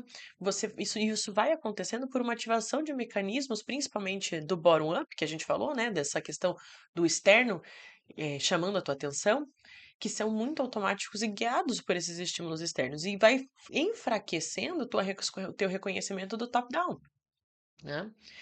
Então, como consequência, a gente vai perdendo progressivamente a capacidade de ter atenção concentrada, atenção sustentada, em tarefas mais densas, em tarefas lineares, em estudar, ler, escrever, e vai ficando cada vez mais fácil eu me entregar a estímulos externos rápidos e dar atenção para outras bases em vez de focar de fato e trabalhar em cima de uma atenção concentrada, né? A gente pode falar também aqui sobre a questão da economia da atenção. E isso não acontece por acaso, tá? Hoje a atenção ela é a moeda de troca mais valiosa que a gente vai ter em questão de mercado. As plataformas digitais, elas são desenhadas, gente, com base em princípios da própria base da neurociência em muitos aspectos e da psicologia comportamental como um todo, principalmente nessa questão de captação de atenção, de entender aquilo que vai reforçar o teu comportamento e vai fazer com que você se mantenha ali. O que faz com que você prefira ficar aqui horas no celular vendo um monte de conteúdo que você de fato não vai te agregar ali, ou me agrega porque eu fico me distraindo e tudo mais, mas que é alguma coisa que não é aquilo que você precisa fazer. Você tem outros compromissos no dia, outras coisas para fazer. Você, mas daqui a pouco eu faço. Aí quando você viu, você ficou lá horas vendo coisas na rede social e você, putz, agora eu tenho um monte de coisa para terminar e eu tenho bem menos tempo para fazer, né? E a própria forma como as plataformas, os algoritmos são criados, eles vão utilizar, né, esse padrão de reconhecimento e vão trabalhar, gente, muito na base de reforçadores intermitentes, tá? Então, é o mesmo princípio que mantém alguém jogando em cassinos. Então, reforçador intermitente é essa mesma base. Ou seja, eu nunca sei exatamente o momento que eu vou ser reforçado, tá? Mas eu vou continuar apostando ali, porque em algum momento vai vir, tá interessante, eu quero saber quando vem. E tem uma questão de emoção envolvida ali, tá?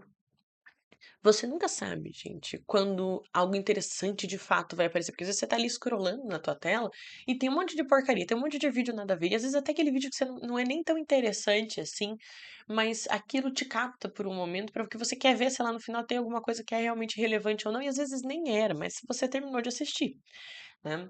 Mas faz com que você continue scrollando a tua tela, porque você está buscando esse teu reforçador constantemente. Você quer encontrar aquele vídeo que vai ser engraçado, aquele vídeo que vai ser legal, aquele vídeo que você, ou foto que você vai querer compartilhar com alguém, né?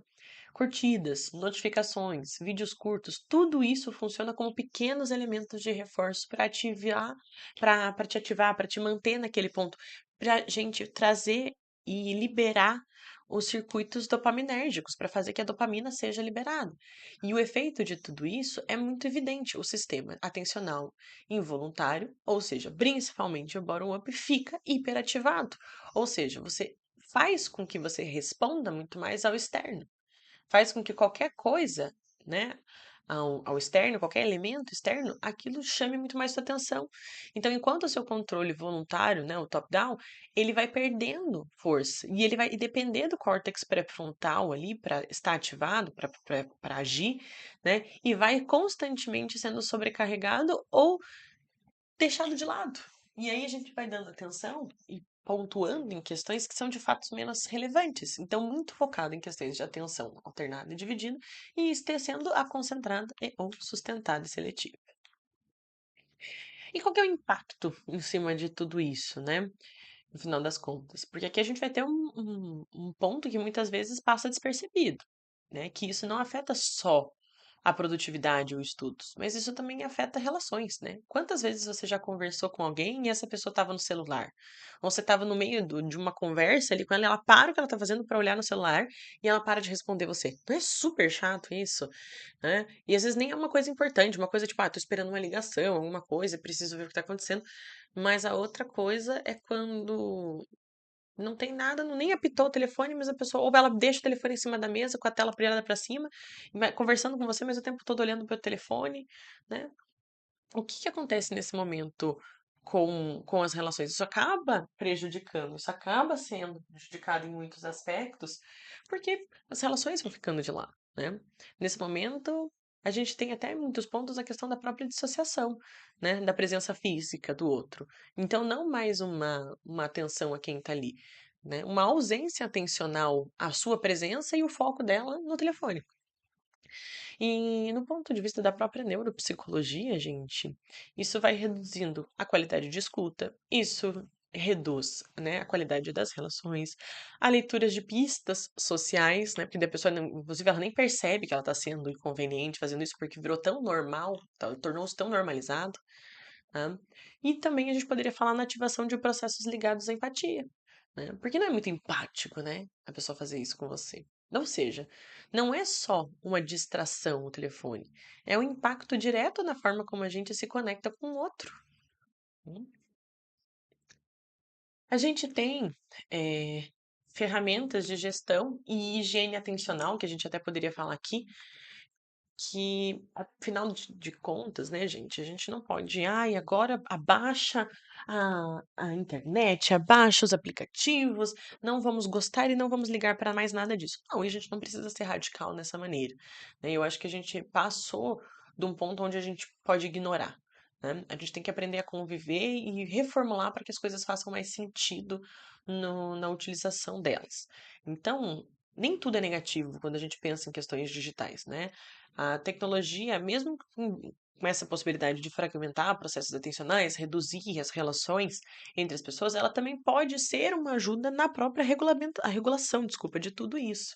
Então aqui a gente entra num conceito muitas vezes utilizado, né? Igual tem higiene do sono, a gente também tem higiene atencional, que é uma espécie de limpeza de um campo atencional, muito no sentido para resolver e trazer como estratégia redução de notificações, uso de bloqueadores para distração, organização de tempo de blocos de focos de tela. E até mesmo períodos programados para você se desconectar. Ou seja, da mesma forma que a gente tem aplicativos que desabilitam tablets para a criança não, depois de um certo horário não ficar usando, mas a gente também pode ficar fazendo esse controle. O seu próprio telefone, sem você baixar nenhum aplicativo, se você vai nas configurações dele, você consegue ver quanto tempo de tela você tem. Tem alguns telefones até que tem o tempo de tela em aonde que você está gastando tudo isso. Ah, tantos por cento você está usando de tempo tá em rede social, você está usando em jogos. Então, ele mesmo vai dizer para você. Inclusive, às vezes a gente acha, nossa, mas como meu telefone acaba a bateria rápido? Aí você vai ver naquele dia você jogou assim 5, 6 horas seguidas, ou ficou horas em uma rede social e fala assim, talvez não seja o telefone que acabou a bateria rápido, né? Talvez a gente que usou demais o telefone, né? E a prática, gente, dessas bases de higiene atencional, elas são práticas para ajudar esse fortalecimento, principalmente do top-down, ou seja, para a gente voltar a melhorar as funções executivas e a autorregulação, principalmente trabalhando na questão de atenção concentrada, seletiva e sustentada, né? E isso acaba sendo importante até porque nos últimos tempos e é isso eu digo enquanto professora, porque a gente sofre um pouco em sala de aula, porque a gente vê que a gente perde o aluno muito fácil, tá? No sentido de que, antes o aluno conseguia ficar 2 horas prestando atenção no que a gente está falando. Agora, se o assunto não for muito, muito interessante para ele, quando a gente vê, deu 10 minutos de aula, o aluno já quer sair, já quer comprar um pão de queijo, já quer comprar um refrigerante, um café, alguma coisa assim, já tá mexendo no celular, já tá fazendo outra coisa ao mesmo tempo. Então, essa dificuldade de focar de fato, né? Eu digo por mim mesma, muitas vezes eu assisti palestras onde a palestra realmente estava super interessante, mas pela carga de trabalho que eu tinha, eu estava assistindo a palestra, escutando a palestra e fazendo outra coisa ao mesmo tempo, de montando um planejamento de alguma outra coisa que não tinha nada a ver com o que estava ali.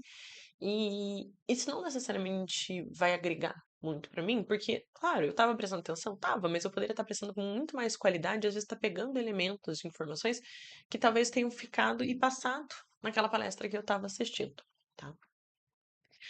E é muito interessante que alguns autores vão falar dentro dessa questão da higiene atencional, que é quase como se a gente hoje em dia precisasse passar por um processo de reeducação, que a gente falaria de uma alfabetização atencional, porque foi se perdendo, né? Então, em vez de a gente ensinar o aluno não, né, só sobre o conteúdo, mas a gente ensinar sobre o conteúdo e sobre outras perspectivas e outros aspectos, mas não sozinhos, mas ensinar tudo isso, de usar questões atencionais, de entender como é que pode ser usado de forma benéfica a atenção dividida, a atenção alternada, mas quando que é interessante de fato a gente focar e falar numa atenção concentrada. Porque ela é essencial, sim, gente, para o processo de aprendizagem de uma forma real. Tá? E acho que aqui, né, cabe, para fechar esse bloco, né, que no final das contas, cuidar da atenção hoje não é mais uma questão organizacional, né? Mas é uma questão de saúde cognitiva. Porque a sua atenção, gente, ela vai definir o que que você aprende, o que que você sente, o que que você come, o que que você se torna, para onde que você vai, o que que você vai fazer.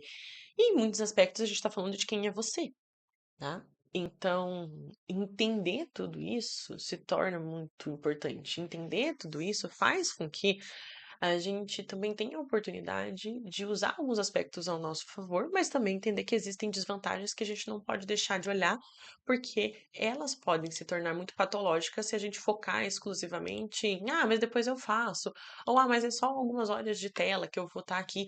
Mas será que isso não está afetando e muito e negativamente o teu processo de aprendizagem? Será que, se a gente comparar um teu processo de aprendizagem, quando você tinha mais acesso a plataformas que facilitam sim a nossa aprendizagem, mas até que ponto essas plataformas também não trazem um emburrecimento para o aluno? Porque o aluno ou para qualquer outra pessoa, porque vamos entender, gente, sim, é muito vantajoso a gente usar plataformas de inteligência artificial para facilitar, para fazer slide, para fazer um trabalho, para escrever para escrever um texto, mas aí na hora que você não pode contar com essas ferramentas, né, você consegue fazer sozinho aquilo? Ou será que a gente está dependendo tanto, a ponto de a gente estar dependendo tanto dessas plataformas que assim, eu não consigo mandar um e-mail sem que eu dependa dessas inteligências? Então eu sempre, inclusive, gosto de contar que eu acompanhei um caso onde a pessoa não, ela precisava muito mandar um e-mail e o ChatGPT estava fora do ar naquele dia. E ela estava desesperada, porque ela não conseguia mandar o e-mail. E era um e-mail simples, gente. Era só ler de novo o que tinha sido perguntado e responder pontualmente. Mas a pessoa precisava mandar o chat GPT responder por ela. E ela não aceitava e não queria responder aquele e-mail enquanto o GPT não voltasse. Enquanto ele não voltou, né? Porque depois, claro que ele voltou, né? A plataforma voltou, estava fora do ar por um Xuxa, alguma coisa, não sei o que que era exatamente. Mas enquanto ela não voltou, ele não respondeu o e-mail. Né? A sorte é que não era uma coisa urgente, mas entende a nível de dependência que a gente tá criando? Às vezes até algumas pessoas que daí na hora de fazer a prova não sabem o conteúdo da prova, porque o tempo todo era só o chat GPT ou outras plataformas de inteligência artificial. Tá? E só para finalizar de fato aqui e fechar com os pontos centrais que a gente trouxe na nossa aula aqui, porque agora a gente chega então de fato ao fim da nossa jornada, onde eu quis falar um pouquinho com vocês dessas bases atencionais. A gente iniciou compreendendo que a atenção não é só um processo único, mas que é um conjunto de mecanismos que vão nos permitir priorizar o que é significativo, o que não é significativo, o que né, nesse mundo a gente vai de fato focar. Porque a gente tem um mundo saturado de informações, né? Mas aonde que a gente vai dedicar a nossa atenção de fato? Vimos que, conforme a classificação do próprio Lima, né, que é a base da nossa aula aqui, que operamos através de diferentes tipos de atenção. Para o Lima, a gente vai ter a seletiva e a sustentada, a alternada e a dividida. Se a gente leva em consideração bases e fontes como BPA, né, e outros autores, a gente vai ter que as bases atencionais, né, os tipos atencionais seriam concentrada, alternada e dividida. E independente deles, de ser qual deles a gente fale, né, a gente viu que todos os processos têm raízes físicas no nosso cérebro, desde um estado de alerta gerado no tronco cerebral até o controle refinado que vem para o córtex e para as bases pré-frontais, para questões inibitórias principalmente. E a gente também discutiu, né, nessa aula o quanto a atenção é literalmente a ponta e a porta de entrada para a memória. Né? Sem essa porta de entrada, se essa porta estiver fechada, por uma falta de foco, por um processo de aprendizagem não bem estabelecido ou pontos ignorados, né? Isso não vai acontecer. A gente falou também um pouquinho sobre a questão da própria avaliação técnica que a gente pode fazer utilizando eh, algumas alguns instrumentos avaliativos, né, tanto validados pelo SATEPS quanto não validados pelo SATEPS. Aqui eu trouxe só para vocês os validados, mas a gente tem diversos. E o quanto essas ferramentas também vão ajudar a gente a guiar o processo terapêutico, né? Nem sempre a gente vai fazer essas aplicações, eu vou ter que sair e dar um laudo para esse paciente, mas às vezes a gente usa para tirar uma dúvida, né? Talvez, eu tenho uma desconfiança leve que o meu paciente pode ter um quadro de TDAH, não sei o que vou avaliar, mas eu quero ver se existe essa chance para eu fazer esse devido encaminhamento, né? E eu tenho diversas ferramentas, né? Posso inclusive usar o ETDAH, mas a gente tem, por exemplo, o BPA-2, a gente tem o TABS, que vai falar sobre atenção, a gente vai falar sobre vários tipos de processos e bases atencionais que a gente vai lidar com, né, para a gente poder entender o perfil atencional de cada paciente, para a gente entender se às vezes aquele paciente está sendo taxado como alguém desinteressado, mas ele está com uma incapacidade, inclusive às vezes física, de se concentrar. Né? Ou será que é tanto tempo de consumo de telas que a gente está com o top down, o bottom up muito exacerbado e o top-down esquecido e ignorado, e aí essa pessoa não conseguindo se concentrar, né? Então, né? O que que a gente pode analisar de tudo isso, né? Mas a grande questão aqui, né, é que a gente identificar esses perfis também vão ajudar a gente tanto a descartar quanto a levar para processos diagnósticos como um todo. E, por fim, a gente refletiu um pouquinho, né, um pouco mais sobre os desafios dessa era digital, que a gente não pode mais ignorar as questões que a gente tem na nossa frente, as ferramentas que existem. A gente só tem que aprender a lidar e conviver com elas de uma forma onde a gente também não se diminua, com que a gente também não se torne escravo dessa dessa formatação e essa nova forma da gente trabalhar, a ponto de que, de fato, nós se tornamos obsoletos, nós nos tornamos descartáveis. Não é essa a intenção. A intenção é que os pontos que a era digital traz sejam um processo de complementarização, para que a inteligência possa se desenvolver mais, para que as coisas possam se tornar mais simples e a gente simplificar processos que antes eram muito complexos. Mas se a gente simplificar até mesmo aquilo que é simples até demais, será que a gente não está tornando aquilo desnecessário? Né? Eu verdadeiramente espero que a aula tenha deixado, né, o conteúdo um pouco mais evidente, vocês tenham conseguido viajar junto comigo de uma forma interessante nessa base atencional, falando sobre questões atencionais. Espero que tenham gostado, espero que a gente tenha conseguido juntos refletir e eu tenha trazido um pouquinho mais de conhecimento para vocês, tá? Então espero que tenha sido uma aula produtiva. Fica de recomendação para vocês aqui o texto, né, o artigo do Lima que foi utilizado como base para essa aula, né? Claro que a gente teve outros pontos, mas principalmente o artigo do Lima, porque foi o que eu mais utilizei. Então fica meu agradecimento e que minha recomendação para vocês. E neste muito obrigado, eu sempre gosto de trazer uma tirinha e fica para vocês do Devaneios, que eu gosto muito do trabalho de Johan. E aqui é basicamente uma tirinha falando de que se não deu certo, quer dizer que não era para ser, né? E aí o coração vai responder, né? Será? Será que não foi o seu medo de dar errado ou de fazer algo errado, né? E aí Segui responde para ele, né? Silêncio, por favor. Então, porque a grande questão é, às vezes a gente se habituou e se acostumou com algumas coisas, principalmente quando a gente já está muito estagnado, e nessa estagnação que a gente tem, faz com que a gente muitas vezes não queira mudar. E é mais fácil falar que são coisas que o universo disse pra gente e, né, "Ai, não era pra ser, né? Ai, o alinhamento dos astros estão desse jeito, então não era pra ser." Mas às vezes a gente tá com medo demais de errar, ou às vezes a gente tá com medo demais de tentar, e pela incerteza das coisas que tem à nossa volta, e às vezes a gente não arrisca. Então, fica aí essa reflexão para vocês de será que nós estamos de fato tentando? Ou será que a gente está dizendo que está tentando, mas de fato não está? Então eu agradeço vocês, né? Espero que tenham gostado. Dúvidas, né? Fico à disposição para vocês e espero vê-los em breve.